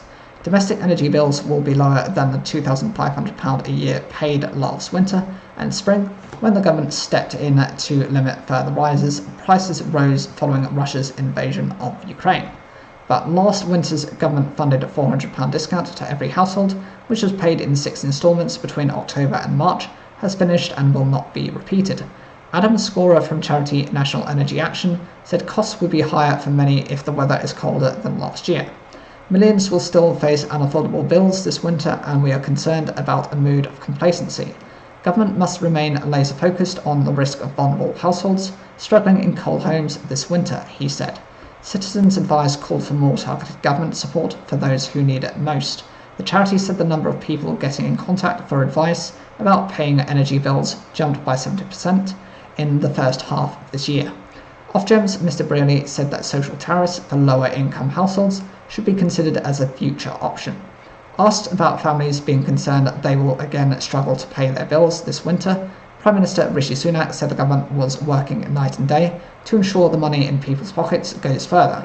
"I want to make sure the most vulnerable in our society do get help, even when prices are coming down," he said. Meanwhile, households are paying more for standard charges, which are a fixed daily payment covering the cost of supply and other levies. They are also capped and part of the typical energy bill, but because they are fixed, consumers have no way of reducing them even if they cut back on energy use. Ofgem officials said that the latest rise was a result of the higher rate of inflation. That meant suppliers' operating costs, such as running call centres, were higher. Mr. Brearley said that it was difficult to shift some of these costs onto usage prices. The average standing charge for electricity will be 53.37 pence per day from October. For gas customers, it will be 29.62 pence per day. Jay Cross, who runs a barber shop, said he and his wife Andrea found their direct debits were failing to cover their bills last year. "We ran over on the bills and then made payment plans to catch up with it," he said. "We've got no choice, we've got to have the heating on, especially with the baby. We're still in arrears, but we're going to get back on top of it, ready for this winter." Analysts suggest domestic energy bills are unlikely to fall significantly for the next decade. Shadow Climate Change Secretary Ed Miliband said higher energy bills were here to stay and that Labour would bring in a proper windfall tax. Meanwhile, Liberal Democrat MP Vera Hobhouse said high bills reflected a shocking failure by ministers. Cost of living payments will continue to be made to people on lower incomes and those receiving certain benefits to help with high bills. How are you going to tackle the cost of living crisis? Here are some energy saving tips from environmental scientist Angela Terry, who set up One Home, a social enterprise that shares green money saving tips. First is to get a water efficient shower head free of charge from your water company and use showers rather than baths. Second is to consider loft insulation, which she says costs around £680 for a typical semi-detached home and could save £285 a year on gas bills. You can third as hang out washing instead of using a tumble dryer and walk instead of drive when possible. Fourth is to use windy days to feel where droughts are in the house. Wetting the back of your hand helps to locate them. Then use insulation or drought-proofing tape. And fifth, where available, press the small button to use less water to flush the toilet.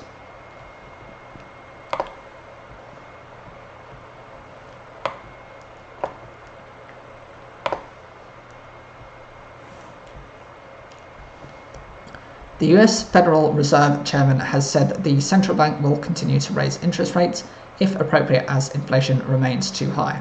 Jerome Powell told an annual gathering of central bankers that the pace of price rises had fallen from a peak. However, it remains above the Fed's 2% target. In a speech to the Jackson Hole Symposium in Wyoming, Mr. Powell said interest rates could rise further and stay higher for longer. US inflation hit 3.2% in the year to July, while the key interest rate is 5.25%, the highest in 22 years, and comes after 11 consecutive rate rises since early 2022. Mr. Powell said although inflation has moved down from its peak, a welcome development, it remains too high. We are prepared to raise rates further if appropriate and intend to hold policy at a restrictive level until we are confident that inflation is moving sustainably down toward our objective. Mr. Powell said the FED would proceed carefully, citing the effects of Russia's ongoing invasion of Ukraine as one of the factors keeping prices elevated globally. He also said food and energy prices remain volatile, despite headline inflation falling from its high of 9.1% last year. Mr. Powell also hinted at further rate rises in the near future, whilst the Fed awaited further data. Unfortunately, a more resilient than expected economy implies higher rates may or will be needed to cool things enough to reach the 2% inflation goal, said Carrie Leahy, economist at Columbia University. Mr. Powell said there was substantial further ground to cover before attaining that 2% goal. He added that the Fed intends to hold policy at a restrictive level, comments which were largely expected by market analysts. It's a reiteration that the Fed at best is going to go very slowly and cautiously, said Michael Green, chief investment strategist at Simplify Asset Management. Mr. Powell also pointed to the housing market where activity had not cooled enough. After decelerating sharply over the past 18 months, the housing sector is showing signs of picking back up, he said, adding that could warrant further tightening of monetary policy. He also said that before interest rates could begin to come down, the Fed required some softening in the labour market, where wage growth continued as employers dished out higher wages to attract staff in a shrinking workforce. Higher wages in theory add to inflation, prolonging the need for higher interest rates.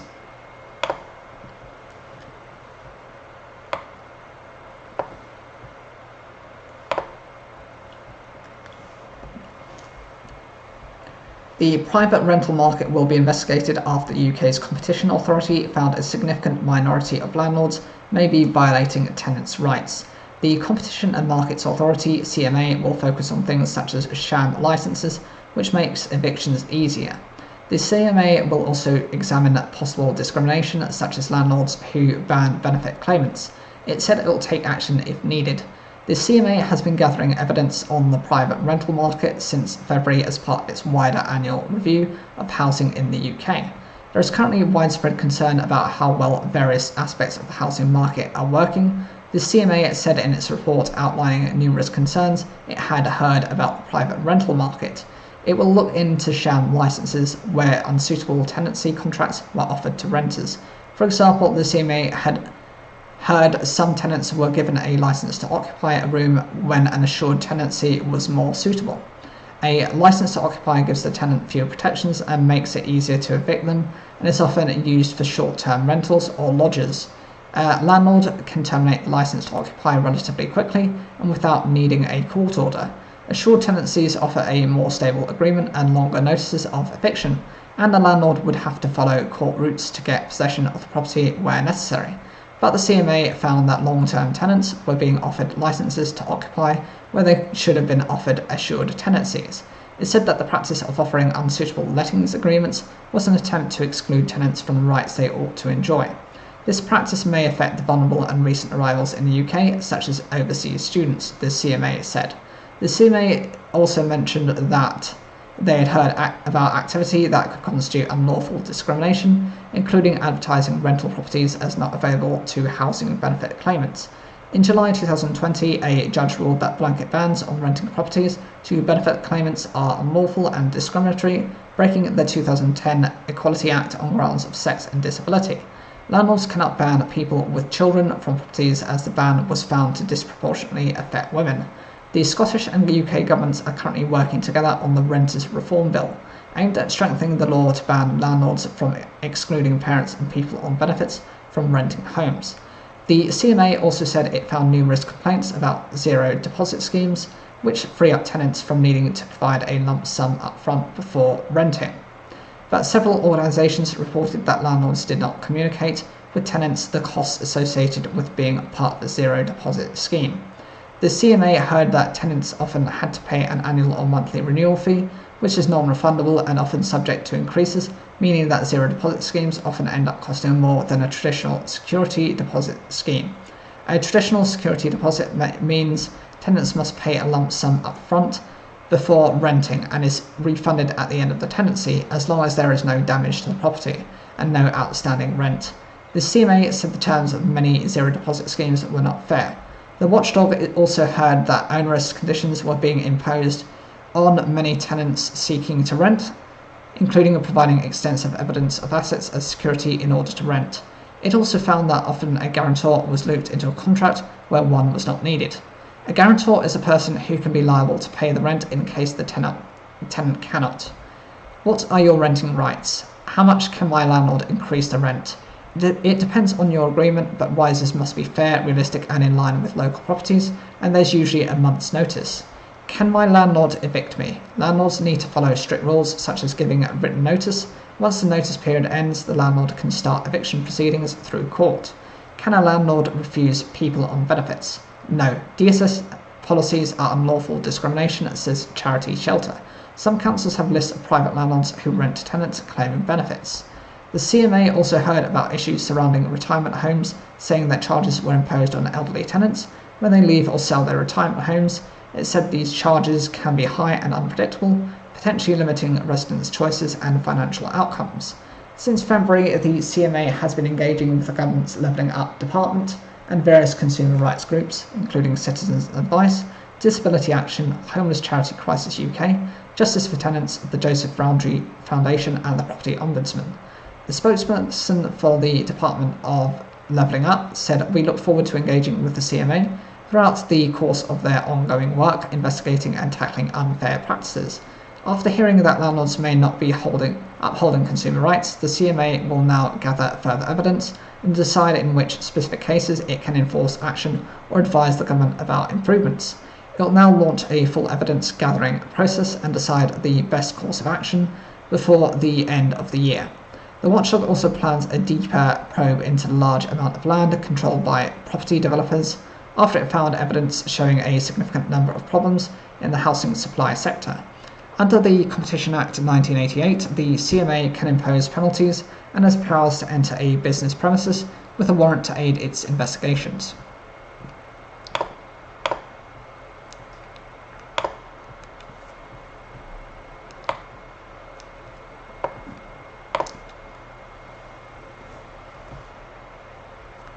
Heineken has finally sold off its Russian business for €1 or 86 pence, nearly a year and a half after first pledging to do so.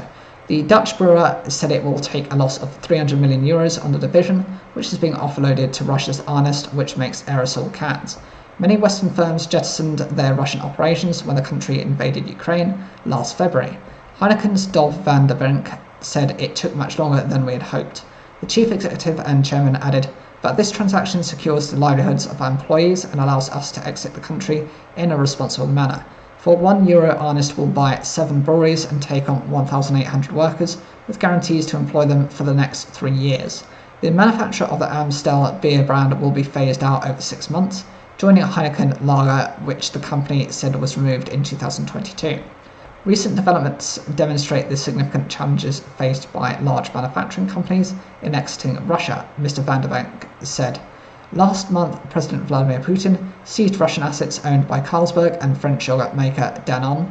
Earlier this week, the franchise owner of Domino's Pizza signalled it would shut its Russian operations and put the business into bankruptcy. DP Eurasia said it would no longer try to sell the operation because of an increasingly challenging environment. Russia has been targeted by a number of economic sanctions since its tanks rolled into Ukraine on the 24th of February 2022. Many household names decided to close their operations in the immediate aftermath of the invasion. Others, such as McDonald's and Coca-Cola, faced pressure to exit Russia. There's also been ongoing criticism for the ones that have continued business. Yale University's School of Management has been tracking which firms have exited and which have stayed. Those that remain include the likes of UK telecoms firm BT Group and Lacoste, the upmarket French sportswear brand.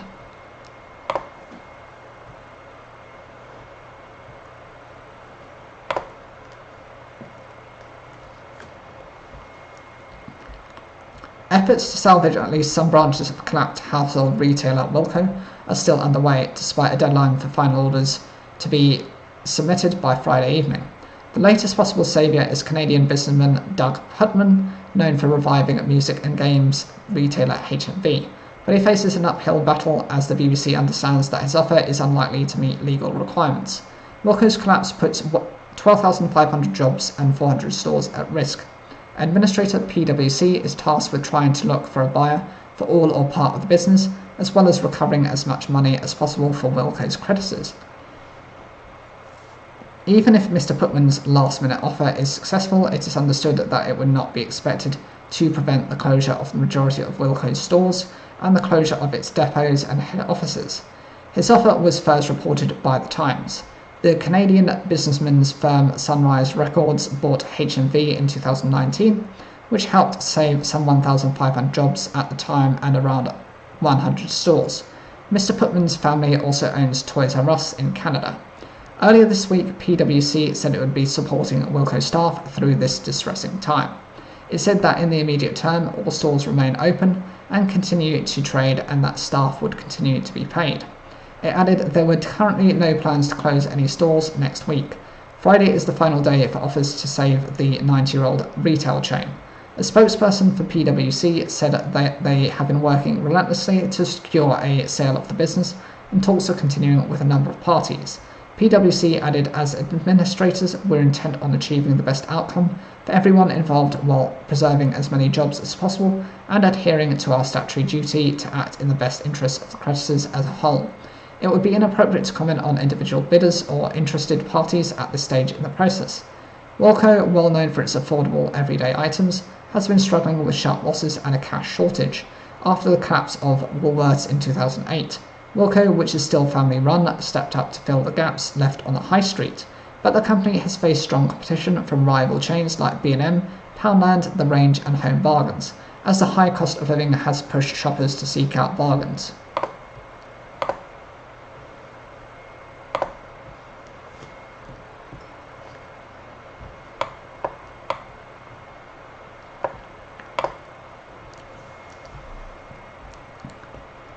Former Cooperative Bank chairman Paul Flowers has been charged with fraud. The 73-year-old has been charged with one count of fraud by abuse of position between June 2016 and October 2017. Mr. Flowers, who is a former Methodist minister and was previously a Labour councillor in Rochdale and Bradford, was in charge of the Manchester-based bank between 2010 and 2013. The Crown Prosecution Service said he was due to appear at Manchester Magistrates Court on the 30th of August.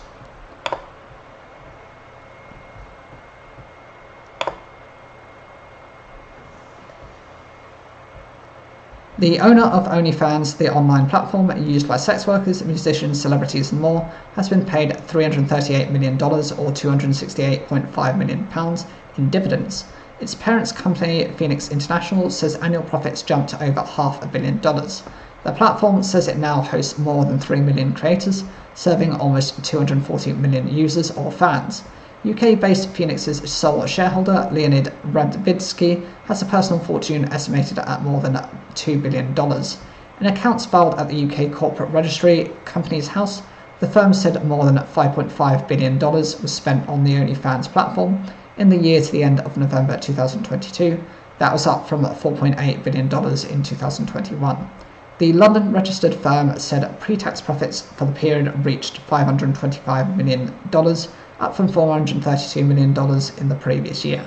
The number of creators on OnlyFans jumped by 47% to almost 3.2 million, while the number of users rose by 27% to close to 239 million. The company also said that for the first time, more than half of its revenues were from non-subscription services, such as tips and on-demand content by creators.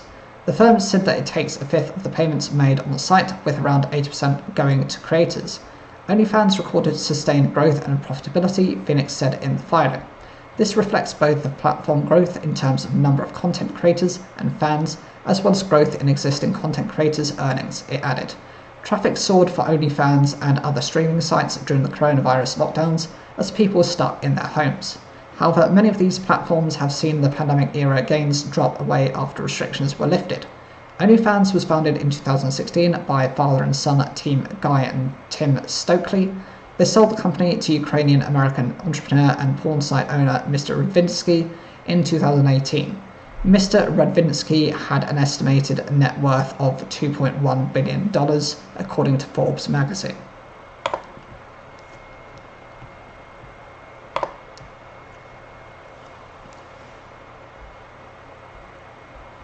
Donald Trump has posted on X, formerly Twitter, after he surrendered on charges of plotting to overturn Georgia's 2020 election results. His account was permanently suspended after the Capitol riot in January 2021, but was reactivated after Elon Musk bought Twitter last year. However, the former president had not posted on his account until now. Mr. Trump's first post was of his mugshot with the words "Never Surrender" and a campaign website link. Mr. Musk later reposted it with the comment "Next Level." In the wake of the 6th of January 2021 riots in Washington, D.C., Twitter said in a statement, "We have permanently suspended the account due to the risk of further incitement of violence." Since then, Mr. Trump has been posting on Truth Social, his own Twitter-like social media platform. However, it is not widely used. Before his suspension, Twitter was the main platform used by Mr. Trump to communicate with his followers. After he was elected, he credited it as a key reason for a successful run for the presidency. In 2017, he said, "Twitter is a wonderful thing to me because I get the word out. I might not be here talking to you right now as president if I didn't have an honest way of getting the word out." Some political analysts believe Mr. Trump being off Twitter has helped him politically, keeping him out of the public eye while he regrouped. Others, though, believe he needs to post on the social media channel with far greater reach than Truth Social, and X could be that platform. With Mr. Musk's acquisition of the company, some thought Mr. Trump would come back to the platform sooner. He had resisted doing so for months. It is still unclear whether he has returned to X for good or if this is a one-off. However, Mr. Musk will be celebrating the former president is a huge drive of traffic and would potentially bring people to a site that has struggled to attract enough advertising revenue to cover its costs. In less than 3 hours, Mr. Trump's original post clocked up more than 336 million viewers and 530,000 likes.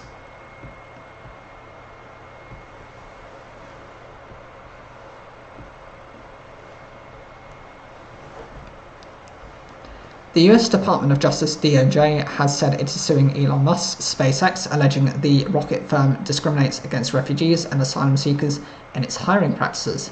The DOJ says SpaceX falsely claimed that it was not allowed to hire non-US citizens. The investigation into SpaceX by the DOJ was prompted after allegations of discrimination from a foreign worker.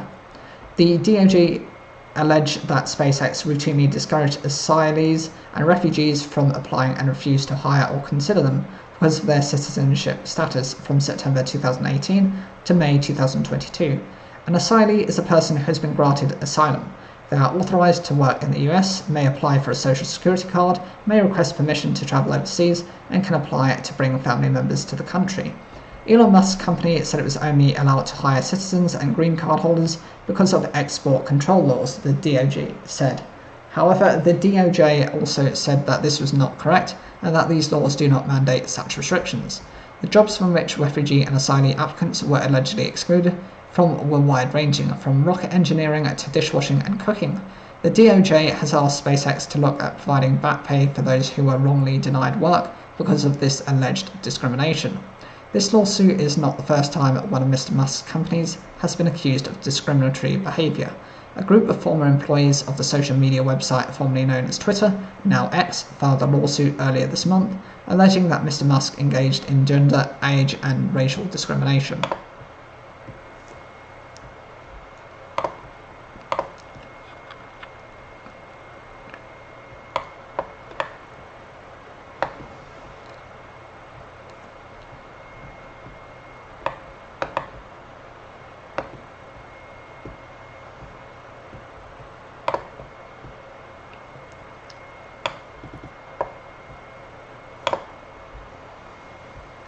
Severance pay for MPs leaving Parliament at the next general election is to be doubled to more than £19,000. Former MPs will be paid for 4 months instead of the current 2 while they close their office and manage the departure of their staff. IPSA, the independent body that sets the rules for MPs' expenses, said the current period was not long enough. It follows a review of the rules following a public consultation that ended in June. Previously, only those who lost their seat at a general election or who stood down at a staff election could qualify for the extra pay. But following the end of 5-year fixed-term parliaments, all MPs who are standing down at an election will now qualify. As before, those MPs who stand down before an election period will not receive the payment. IPSA said the tasks departing MPs needed to complete included closing down their constituency offices, returning equipment, managing staff redundancies and transferring constituency casework. The watchdog said its experience of previous elections showed this process was taking longer than 2 months. It also said that the handover process could be more complicated at the next election because of new constituency boundaries.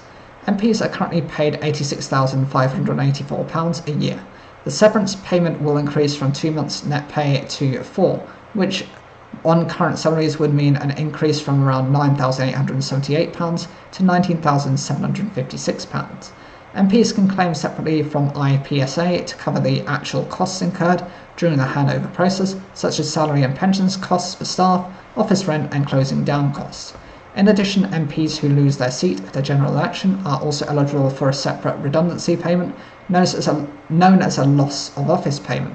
It is paid only to MPs who have been in Parliament for more than 2 years and depends on their time in the job.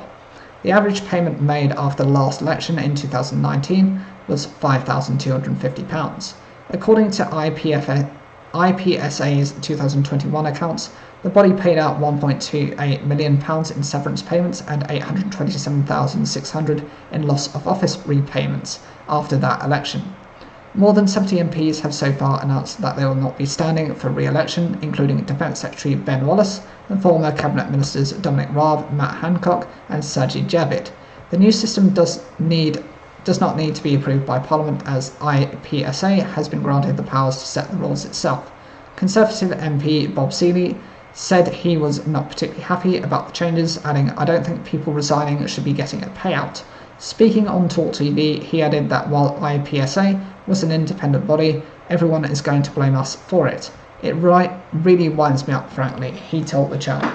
In February, a report from MPs on the Cross-Party Commons Administration Committee asked IPSA to rethink the length of the winding down period, noting that some ex-MPs had taken between 5 and 8 months to complete their handover. It also called on IPSA to review the loss of office payments against comparable redundancy payment schemes in other sectors.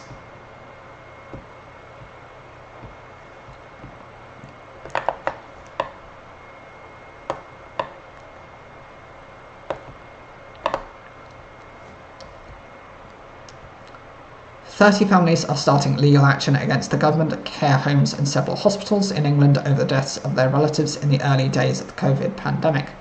The families argue not enough was done to protect their loved ones from the virus. They are claiming damages for loss of life and the distress caused. The government says it specifically sought to safeguard care home residents using the best evidence available.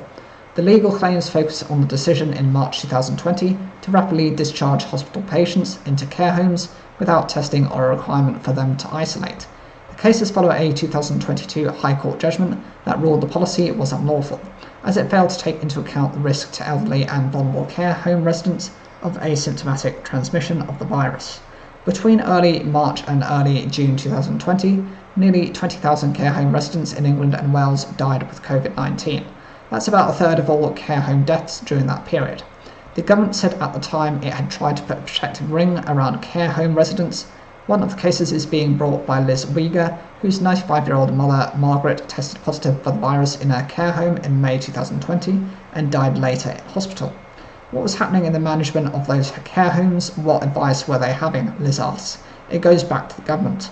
There was a lack of preparedness, which then translated down to the care home. All the families are bringing claims for damages against the Secretary of State for Health and Social Care, plus the individual care homes and hospitals involved in each case. They argue the European Convention on Human Rights was breached, including a failure to protect their relatives' rights to life and to protect them from discrimination. Emma Jones from Lead A Solicitors is representing the families. She says she hopes for a full and thorough investigation into the deaths, which might help our clients to feel that they have been attained justice for their loved ones. Liz Uyghur believes important evidence is provided by her mother's diary, a small black book embossed with the date 2020 and packed with lots of bits of paper. She kept diaries all her life, says Liz. This one is particularly special. Although Margaret's physical health had declined in her 90s, mentally she was all still there, says Liz, and she knew everything that was going on around in the world. Margaret's final diary mainly documents the time of visits, phone calls, and the staff who came in to look after her, but there are also observations which paint a picture of what was going on in the care home more widely.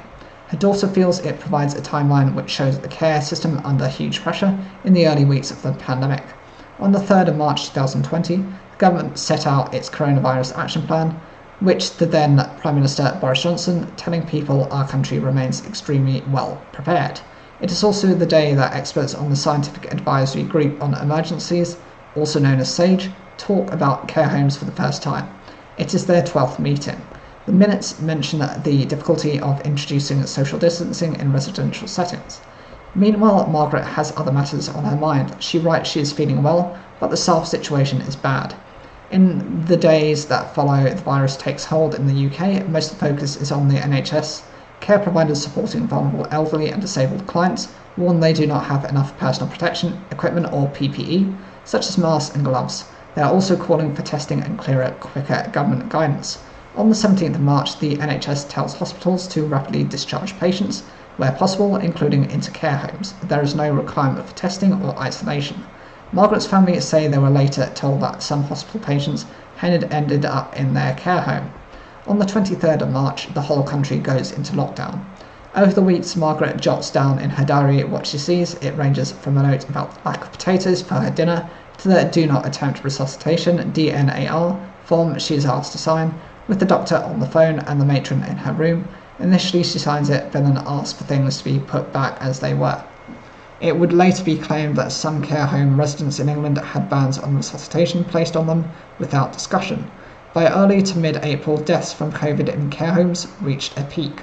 On the 13th of April, Margaret writes that staff have started taking her temperature each day. From then on, she makes a daily note of it. The government publishes its social care action plan on the 15th of April and says all patients discharged from hospital will now be tested. Previous advice had said negative coronavirus tests are not required prior to transfers or admissions into the care home. On the 20th of April, Margaret records that it is the first day of Mass, then on the following day notes, all wearing masks. On the 30th of April, she writes that her breathing is very bad if she exerts herself in any way. 2 days later, she is told her door must be kept shut for public health. And on the 4th of May, after a visit from the matron at 10:30 a.m. in the morning, she notes in spidery letters, "I have the virus." It's hard to see, says her daughter Liz. This is Margaret's last entry in her diary. The blank pages that follow tell their own story. Liz had not been able to visit her mother for nearly 7 weeks. Now she had to watch from a distance as Margaret arrived at the hospital with the paramedics. She was in her wheelchair and they took her out of the ambulance, and we waved, and that was the last time we managed to get a glimpse of her. Margaret died on the 14th of May 2020. The following day, the then Health and Social Care Secretary Matt Hancock made his now well-known statement that right from the start we've tried to throw a protective ring around our care homes. Liz says she was upset and angry after her mother died, but thought long and hard before deciding to take legal action. I felt that her care was completely lacking, she says. Ultimately, we all put our trust and our faith in these public servants, and it seemed to me that there was a lot of headless chicken action going around. Where was the planning? Sean Davies, whose mother Florence died in April 2020 in a care home, is also taking legal action. He said families want truthful answers and honesty from the government. He and other family members were not allowed to visit the 72-year-old and said their goodbyes to her in a 30-second WhatsApp call arranged by a carer. Mr Davies described the situation as absolutely horrendous. He told BBC Radio 4's Today programme, "We just want some truthful answers and some honesty, really, from the government for once. I just think they've got to be accountable in how they handled the whole situation." The UK COVID-19 inquiry, which started hearing evidence earlier this year, looked at many of the issues arising from the pandemic, including what happened in care homes, but it won't examine individual cases. Solicitor Emma Jones, who's representing the families taking legal action, says they will ask courts to look at whether the decisions taken in their cases were reasonable. If not, she says, did the decisions cause or contribute to individuals losing their lives, and would say that without the legal claims, the families won't get answers to the questions. The government says it doesn't comment on ongoing legal action, but a statement from the Department of Health and Social Care says our thoughts are with all those who lost loved ones during the pandemic. It says that, as well as specifically safeguarding care home residents, it aims to protect the public throughout the pandemic. It concludes, we provided billions of pounds to support the sector, including on infection and prevention control, free PPE and priority vaccinations, with the vast majority of eligible care staff and residents receiving vaccinations.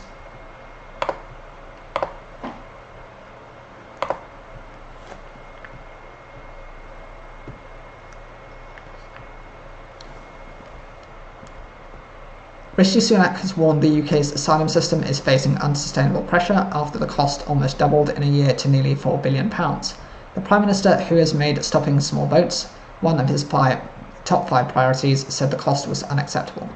Home Office asylum spending rose by £1.85 billion in the year 2022 to 2023.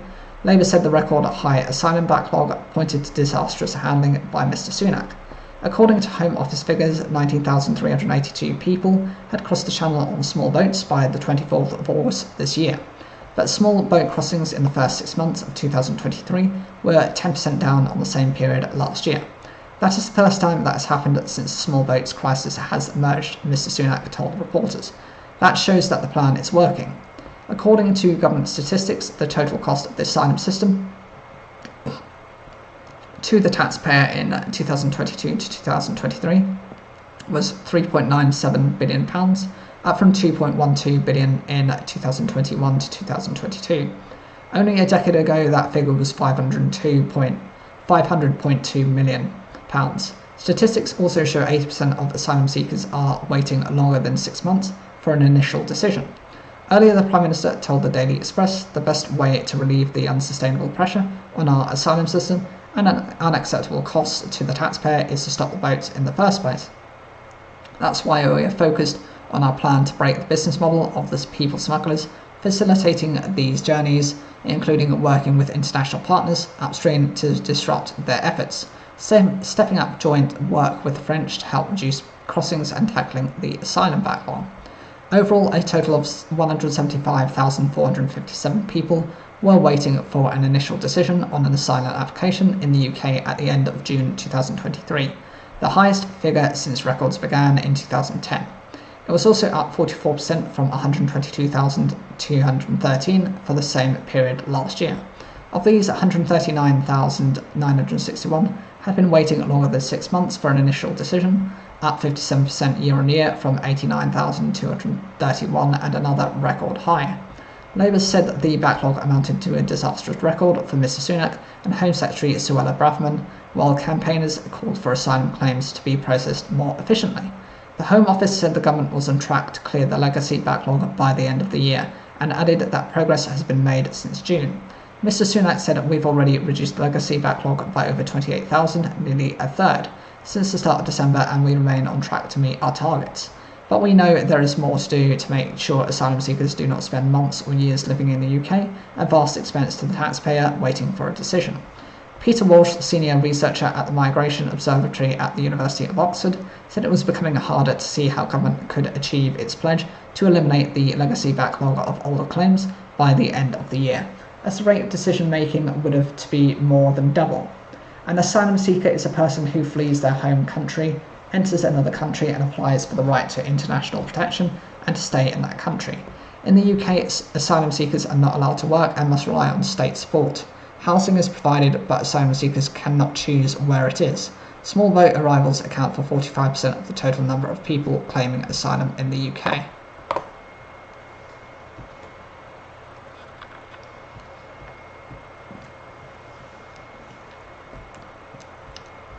Asylum seekers housed briefly on a migrant barge have asked the government for its support and unity in a bid to achieve a peaceful and secure life. The 39 men were taken off the BB Stockholm, berthed in Portland Port, Dorset, when traces of Legionella bacteria were found. In an open letter, some expressed shock and fear over the find and isolation and loneliness since being moved off. The Home Office said it was following all health protocol and advice. The BBC understands the letter was written by an individual on behalf of some of the 39 migrants in collaboration with migrant support group Portland Global Friendship Group. The men have been moved to a hotel in another county, and in the letter it is described as old and abandoned. Asking for support and guidance from the government, the group said, "We are individuals who are tired of the challenges that have arisen and no longer have the strength to face them." The letter added the migrants were striving for a freedom that is deteriorating in these exhausting conditions. It continued, "We even lack the desire to live and perform any tasks. The absence of tranquility, comfort and basic needs has become our daily concerns."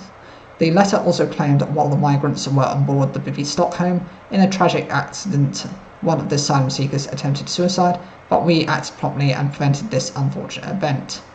In a statement, a Home Office spokesperson said it was conducting further tests on the vessel's water systems, with migrants expected to re-embark only when there is confirmation that the water system meets relevant safety standards. The safety of those on board remains a priority, they added. Heather Jones from the Portland Global Friendship Group, which has helped with the letter, said it expressed what a challenging experience it has been for them. She said a nurse from the barge was now living in the hotel with the men, so they're getting a little bit more support on the healthcare side. The Home Office said we are following all protocol and advice from Dorset Council's Environmental Health Team, UK Health Security Agency and Dorset NHS, who we continue to work closely with. Ending the letter, the group said, "With your support and unity, we believe that with our joint effort, we can overcome these unfavourable conditions and achieve the peaceful and secure life that we aspire to."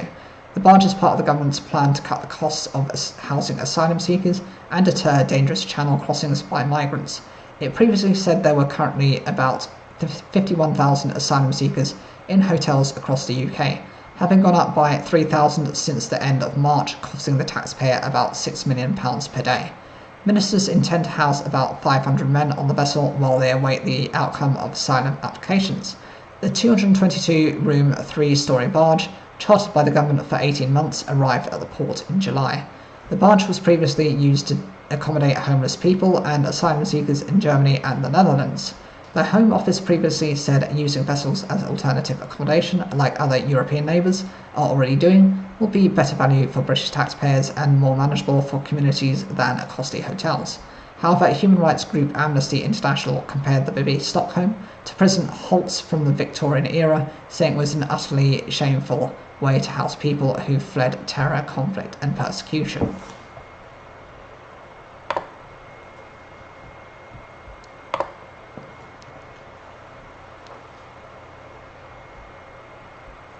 A tiny socialist party which fights for a moneyless society has amassed reserves of more than £2.6 million, newly published accounts reveal. The documents released on Wednesday showed that the Socialist Party of Great Britain holds over £400,000 in cash and a further £800,000 in investment funds. The party also owns a property in South London bought in 1951 for £4,000, which is now worth £1.3 million. In the past year, it received a £400,000 inheritance from a member who had died. The organisation was set up in 1904 and campaigns for a moneyless, stateless, worldwide society of common ownership. It argues that a capitalist drive to use ever more resources to produce more and more stuff puts an increasing strain on the global environment, and that a system of common ownership would ensure the world's resources were used sustainably. Party treasurer Robert Cox told the BBC, "None of us like living within capitalism. None of us can choose to live in the way we want to. We just have to put up with it and do our best to convince people to get rid of the horrible edifice." Asked if the party sought to invest its money in areas which aligned with the party's values, he said, "There is nothing ethical about the whole money system. The party's chief asset is a small building in Clapham High Street, situated between two bars, down the hill from Inferno's nightclub." Mr. Cox said the office was rarely bothered by late-night bar hoppers, other than occasional bits of graffiti scrawled on the building by bored punters waiting to get into one of the bars next door. A recent revaluation put the value of the property at £1.3 million, a big increase on its previous estimate of £900,000. Despite the property's worth, Mr. Cox said there were no plans to sell up. "If members felt it would suit us to move, we would do that, but I don't see a great upsurge. Instead, the party generally relies on donations from members and gifts made in supporters' wills." In the past year, it also collected £5,384 in fees from the party's members. The party's expenditure increased from £80,000 in 2021 to £114,055 in 2022, in part because the relaxation of COVID rules allowed it to put on more events. Unlike some other socialist groups, the party is committed to achieving its aims through democratic means. "You can't force people to live in a socialist society," said Mr. Cox. "We need people to want to do it."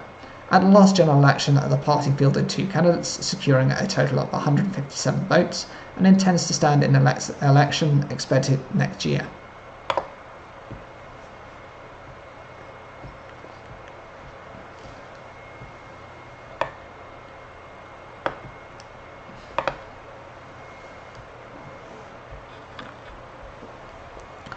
Rishi Sunak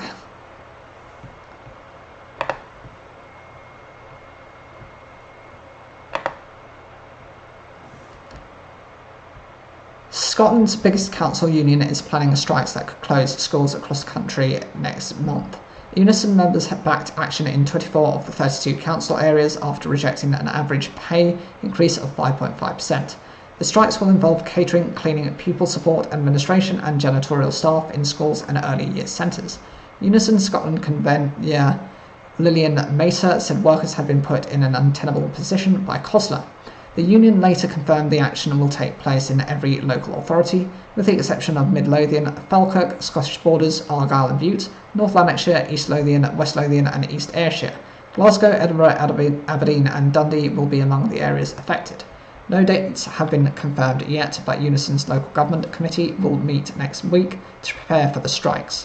COSLA's The Strong pay offer represented a 7% rise on average, with the lowest paid council workers receiving a more than 9% increase.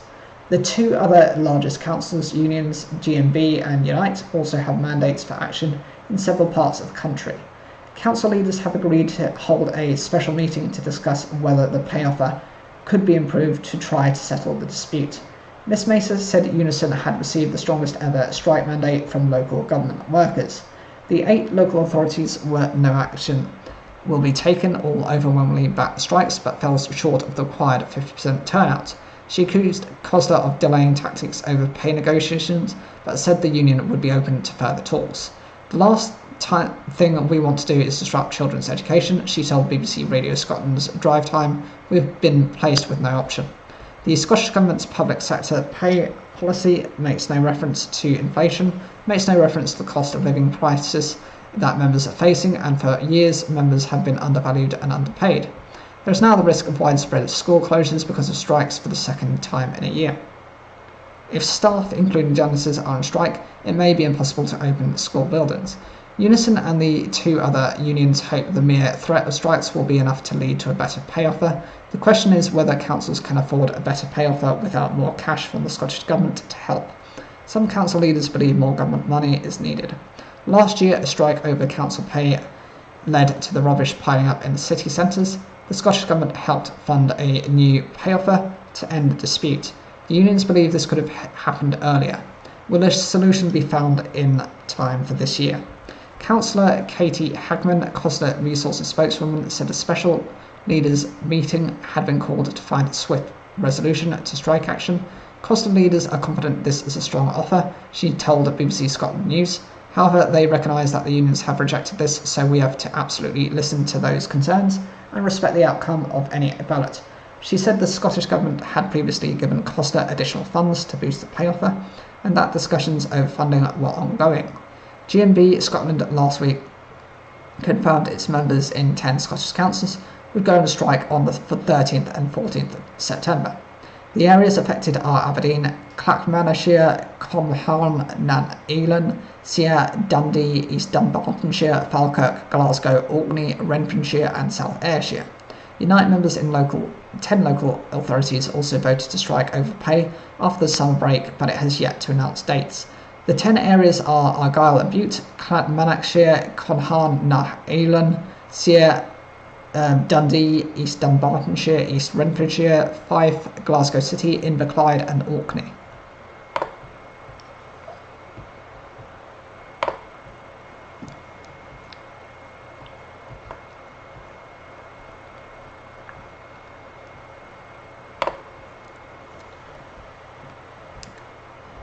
Researchers are looking for South Asian women who were fed radioactive chapatis in the 1960s as part of a study looking at iron absorption. Taiwo Awatimi MP said she was deeply concerned about the study in Coventry, funded by the Medical Research Council (MRC). It seems that consent was not sought nor proper information given to women at the time they took part. A MRC spokesperson said an independent inquiry had examined questions raised. The independent report, published in 1998, found research, practice, ethics and regulation had moved on significantly and had resulted in new guidance. The inquiry report was commissioned in response to a documentary on Channel 4 in 1995, which raised concerns about participants, including pregnant women, being able to consent to the experiments. It was reported in 1995 that about 21 women were involved in the experiment after seeking medical help from a city GP for minor ailments. The study was carried out due to concerns of widespread anemia among Asian women, and researchers suspected traditional South Asian diets were to blame.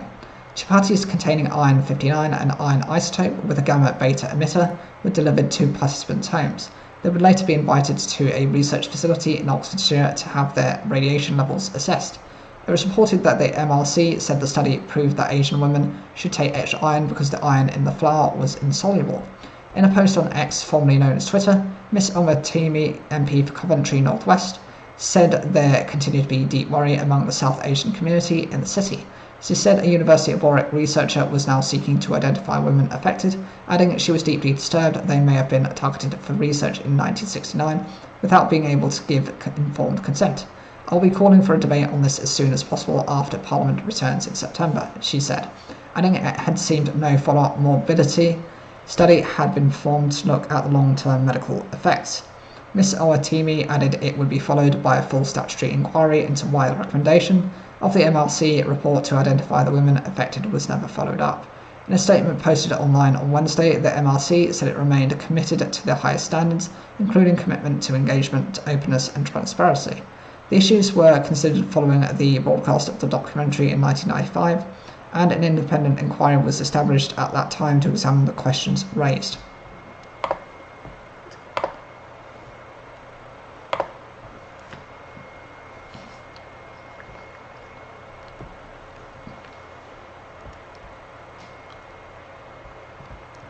Revised and slightly watered down plans for congestion charge and expanded bus network in Cambridge have been published. Car drivers would still pay £5 per day to enter the city under the proposed Sustainable Travel Zones (STZ). However, planners say charges will only apply during peak hours and drivers will be given 53 free days. More than half of people said they opposed the STZ as part of the consultation. The proposals to try to limit vehicle travel in the city and cut emissions have proved controversial, with demonstrations and rallies being held in support of and in opposition to the idea. Greater Cambridge Partnership (GCP), a body of councils, businesses and academia, said the scheme could be in place by 2026. A spokesman said the scaled-back plans would raise £26 million per year, rather than £50 million, but would still fund a cheaper new bus network. Greater Cambridge Partnership Chief Executive Rachel Stoppard said the updated measures are not the preferred option, but that we have listened to feedback. This is a once-in-a-lifetime opportunity to future-proof our public transport network and reduce our dependency on the car by creating a low-cost, secure, reliable and viable option for residents, workers, students and visitors, she said. We simply cannot afford to do nothing. The growth of our city's economy means that we need to urgently solve the problem of congestion that blights our roads. The GCP originally proposed a £5 charge for drivers between 7am and 7pm on weekdays. More than 24,000 people responded to a public consultation, and Government's Transport Secretary Mark Harper said planners needed to go back to the drawing board. The review planned for the STZ includes weekday charging 7am to 10am and 3pm to 6pm at £5 for cars, £10 for vans and £50 for HGVs or heavy goods vehicles. 53 days per year for drivers travelling into the STZ, a 50% discount for locally owned small to medium-sized enterprises using HGVs and vans, a 50% discount for people on low incomes, exemptions for most people who needed to travel to hospital by car or those in receipt of carer benefits and mobility, personal independent payments, no charges for motorbikes. The GCP hopes the charges will fund its overhaul of public transport, which it says will start with more frequent buses and 30 electric buses, which have already been introduced. Flat rate £1 bus fares, larger park and ride sites and increased electric vehicle charging points were also planned. Some 58% of people who responded to the consultation said they opposed the initial STZ proposals, although 70% were in favour of an expanded transport network. The GCP is made up of people from Cambridge City Council, Cambridgeshire County Council and South Cambridgeshire District Council, run by a mixture of Labour, Liberal Democrat and Independents, as well as the University of Cambridge and the Cambridgeshire and Peterborough Combined Authority Business Board.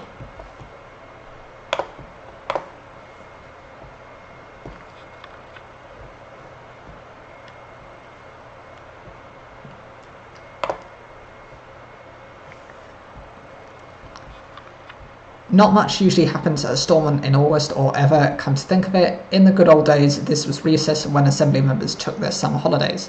But because of the Democratic Unionist Party, DUP, boycott of the institutions, there hasn't been a proper sitting of the Assembly since 24th of March 2022. There's little sign of that changing anytime soon, so the prospect of a visit by almost 200 elected representatives from 44 legislators across the US, who none of us have ever heard of, turned us almost giddy with excitement. A non-event, said one veteran Stormont politician. Maybe, but Stormont can't afford to be choosy these days, and at least this was something. The delegation, delivered in 4 large coaches, was led by Robin Voss, the president of the National Conference of State Legislators. A Republican politician, he's the 79th Speaker of the Wisconsin State Assembly. A man best known for sacking a Wisconsin Supreme Court justice he once hired to investigate electoral fraud. He said the US politicians were at Stormont to listen and learn. Part of that learning was to hear from members of the 5 main Stormont parties, who took questions from their guests in the Great Hall of Parliament buildings. One of the inquisitors wondered aloud how their constituents were being served by not being there to do the jobs they were elected for. DUP Assembly member Emma Little-Pengelly said it was the only way to address the problems caused by the Northern Ireland Protocol and the Windsor Framework. But Sinn Féin's Conor Murphy called it a failed strategy, reprehensible and unforgivable. The Alliance Party's Kelly Armstrong, warming to the task, described the situation at Stormont as the political equivalent of the Seventh Circle of Hell. Matthew O'Toole of the Social Democratic and Labour Party said, "If you'd told me we'd have lots of middle-aged legislators sitting in the Great Hall, I'd have been delighted, but sadly we've had to bring them in from America." The politicians, plus about 100 more spouses and guests, then headed to the members' dining room for a 3-course lunch from a menu boasting young buck blue cheese, panna cotta and spice pear chutney, County Armagh beef cheek pie topped with buttery mash, Stormont lime mousse with raspberry gel, Jawbox gin syrup and Yellow Man. "This is a junket for Americans and their families," said one cynical voice, thankfully not loudly enough to be heard. Non-event, maybe, but as we trudged away from Stormont, none of us could think of when and for what purpose any of us may be back.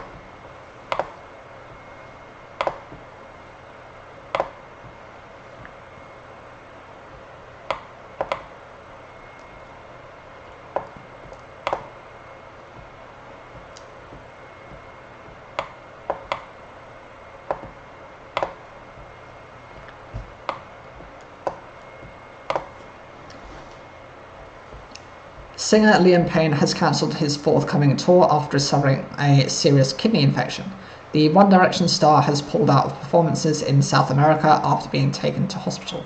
The 29-year-old said that he was following doctor's orders and planning to rest and recover following his scare.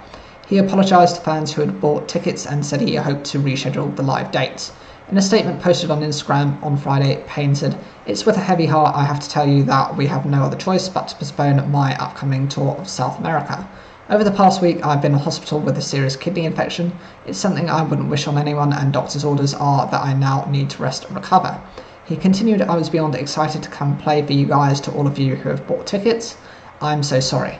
Fans who have bought tickets would be refunded," Payne said, adding that he was working to reschedule the tour. "Please look out for updates from your point of purchase," he said.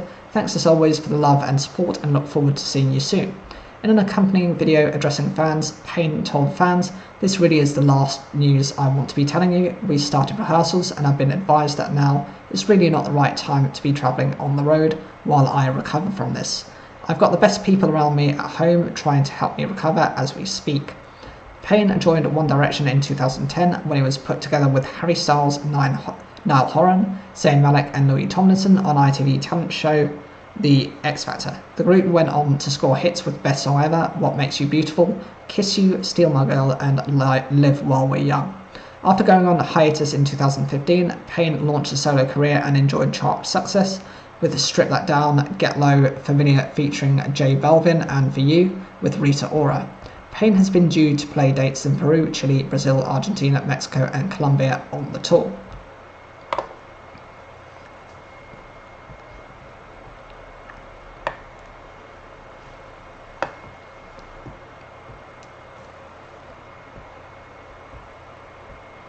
Mira Sayal has said it is still hard to get authentic British Asian TV shows made, with executives more keen on stories about terrorists and grooming.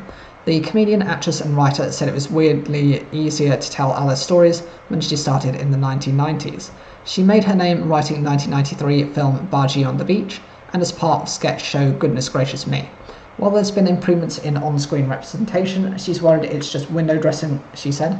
Speaking at the Edinburgh TV Festival, Sayal said, "Everyone's got their tropes about what our story should be. If it's a terrorist story or a grooming story, it will probably get made.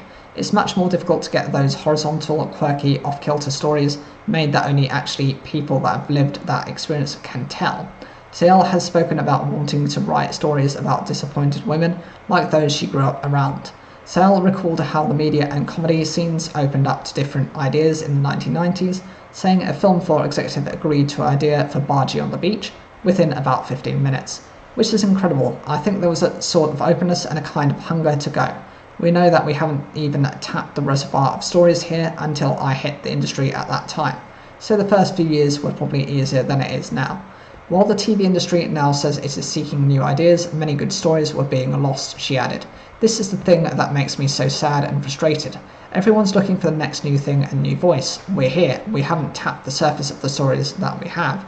And unfortunately, our parents, the great bringers of those stories, are all leaving us." This week's TV festival heard fears about channels having less money to commission shows because of an advertising slump and squeeze on the BBC licence fee. "The money is running out, so of course we get more risk-averse, don't we?" Sayal said. "Our kind of stories will be the first ones to be cut. In terms of casting, things really are changing and that's fantastic for all of us," she said. "But I'm worried that it's window dressing and that things aren't changing fundamentally in the power structures behind all that. People from diverse backgrounds were still often not becoming producers, directors and others in positions of power," she said. "What we seem to have is a glut of people on lots of entry scheme levels where we're going to train you up. That's great, but there's a huge bottleneck. How do you get those people to actually get their hands on the grit, the dirt, to learn their craft, to get in there, to have the room to make mistakes like everyone needs? So yeah, we do have a way to go. Mentoring people is one good solution to help their careers," she said. Sayal is also known for comedy show The Kumars at number 42 and has just been seen in Apple TV+, new show Raw and Amazon's The Devil's Hour. Last year she received the BAFTA Fellowship, the British Film and TV Academy's highest honour.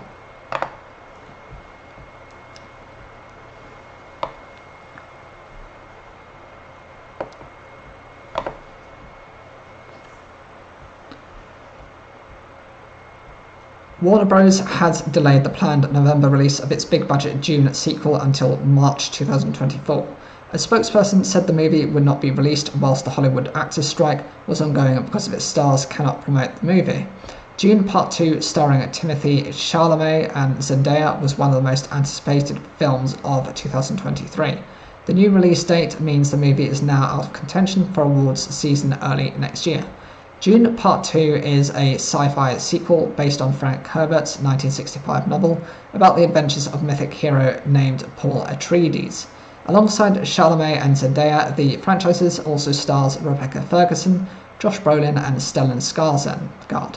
The first movie in the franchise was a resounding critical success, and with a star-studded cast, including the additions of Florence Pugh, Austin Butler and Christopher Walken, fans' anticipation for Dune Part 2 could not be higher.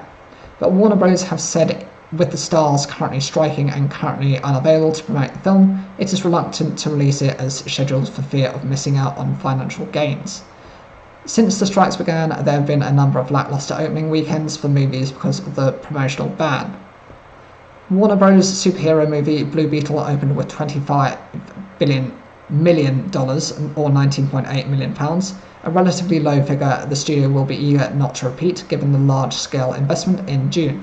The shift in the Warner Bros. Release schedule has also caused a delay to other releases, with the studio also announcing today that it's delaying Godzilla x Kong: The New Empire from the 15th of March to the 12th of April 2024. With the first Dune movie amassing over $400 million or £317 million at the box office worldwide, the delay to the second installment will come as a blow to cinema chains still trying to recover from the COVID pandemic. The members of the Writers Guild of America have been striking for several months, fighting for a better deal with Hollywood studios in the streaming age. In July, thousands of Hollywood actors from union SAG-AFTRA joined the strike, appearing at picket lines after last-ditch talks between their union and major studios broke down around a major deadline. The beginning of the strikes saw the cast of Oppenheimer walk out of the movie's premiere in solidarity with their industry colleagues. Since then, appearances and interviews with the press have been few and far between, with the pause in production having a knock-on effect in the industry. A number of studios have already announced delays to projects amid the ongoing strikes, and there is expected to be more to come. Originally slated for release in March 2024, Spider-Man Beyond the Spider-Verse has been delayed indefinitely by Sony, while Disney has also announced a reshuffle of its upcoming Star Wars, Marvel and Avatar films. In 2021, Denis Villeneuve's first Dune film received 10 Oscar nominations, eventually walking away with 6 wins on the night in the technical categories of production design, cinematography, film editing, sound, visual effects, and original score. Following the previous success and early buzz around the second installment, the expectation is the movie would be very competitive, those same categories, and even more. However, the Oscar submission deadline for general categories is the 18th of November 2023, with preliminary shortlist voting and results announced in December. The voting period will then run from the 11th to the 16th of January 2024, with the official nominations announcement on the 23rd of January. This leaves Dune Part 2 firmly out the race, and the team behind the film will have to wait until 2025 to compete. The absence of Dune may come as welcome news to other award contenders such as Greta Gerwig's Barbie and Christopher Nolan's Oppenheimer, both tipped for accolades next year after the box office successes this summer. With the strikes continuing into the autumn, Dune Part 2 may not be the only contender missing some of the award season, as the film industry continues to see and feel the knock-on effects.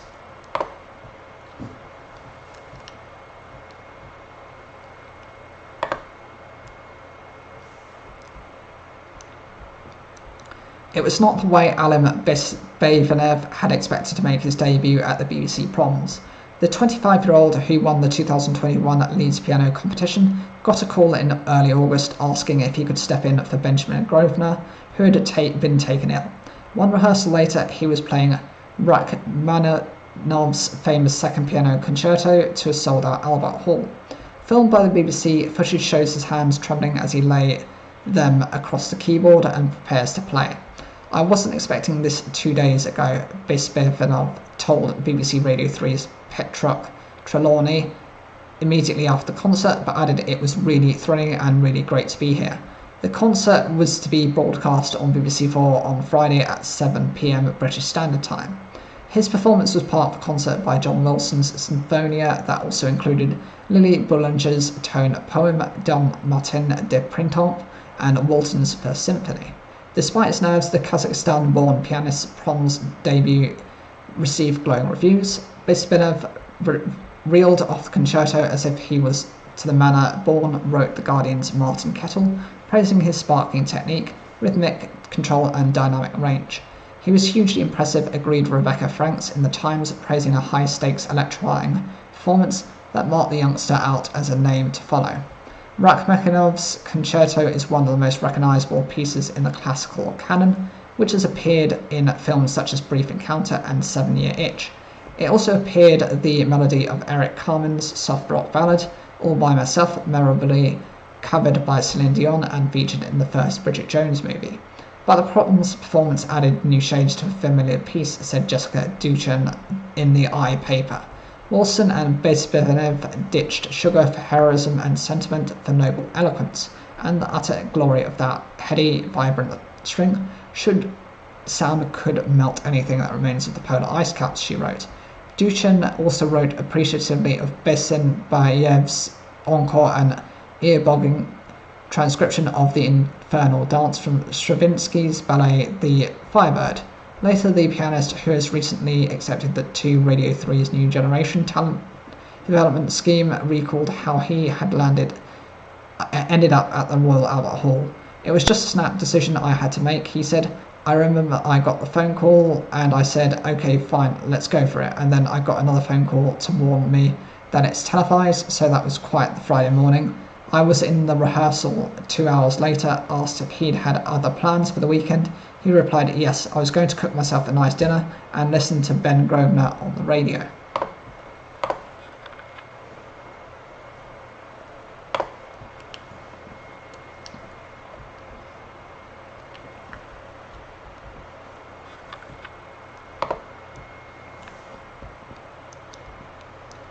Happy Valley creator Sally Wainwright has said TV soaps storylines have become more crazy and unbelievable because they have so many episodes to fill and an obsession with youth. Wainwright cut her teeth writing on Coronation Street in the 1990s. She has become one of the UK's leading screenwriters with acclaimed dramas like Happy Valley and Gentleman Jack. She said she got bored with watching soaps when the stories got a bit samey and a bit similar, all about romance. Certainly that happened in Coronation Street, or they were just a lot more obsessed with getting younger viewers, and so making stories about younger people, and ignoring the fact that the key audience was older than that. In its heyday in the 1980s and early 90s, Corrie was proper kitchen sink drama, and such a classy show, she said. It was about the real things that happened to real people. When she joined in 1994, there were 2 episodes a week. When she left 5 years later, it was about to go out 4 times a week, and there are now 6 episodes. I think the problem with that is you just have so much turnover of plot that it inevitably becomes melodramatic, she said. When it goes out at that volume of episodes, inevitably with the ravages of story, it just becomes more and more heightened and crazy and unbelievable. I don't know if that's been a problem that has become less grounded, she said. She wasn't sure whether she had stopped watching soaps because they had changed or because her own taste had shifted. Wainwright was speaking at the Edinburgh TV Festival, where Happy Valley won an award for Best Drama. Her next show was also announced at the event. Hot Flush will follow a group of menopausal women from Hebden Bridge, West Yorkshire, who form a punk band to enter a talent contest. The BBC said the 6-part show would follow the women as they deal with demanding jobs, grown-up children who still eat up their energy, dependent parents, husbands who let them down, and the menopause. The band becomes a catalyst for change in the women's lives, and it's going to make them question everything. Hot Flush is Wainwright's homage to 1970s drama Rock Follies and sequel Rock Follies of 77, which followed a rock band called the Little Ladies and which inspired Wainwright to become a writer when she was 13. But the writer told the festival she had failed to convince TV channels to commission a drama about pioneering pilot Amy Johnson, who was the first woman to fly solo from England to Australia in 1930. She died when her plane crashed into the sea in 1941. I can't get anybody to be interested in Amy Johnson, and I don't know why, Wainwright said. I think she's one of those fascinating people, and I think her story is extraordinary. The writer also revealed she is also helping to write the storyline for a ballet, which I'm really excited about because it's just something different. It's exercising the same muscle but in a slightly different way. Okay, so that is the end of the news by standards today, the live stream. Please feel free to watch any of the other videos I've got on the channel. It'll really help support it, and if you like them, please give a like and a share. It helps to just push out the channel more. Thank you.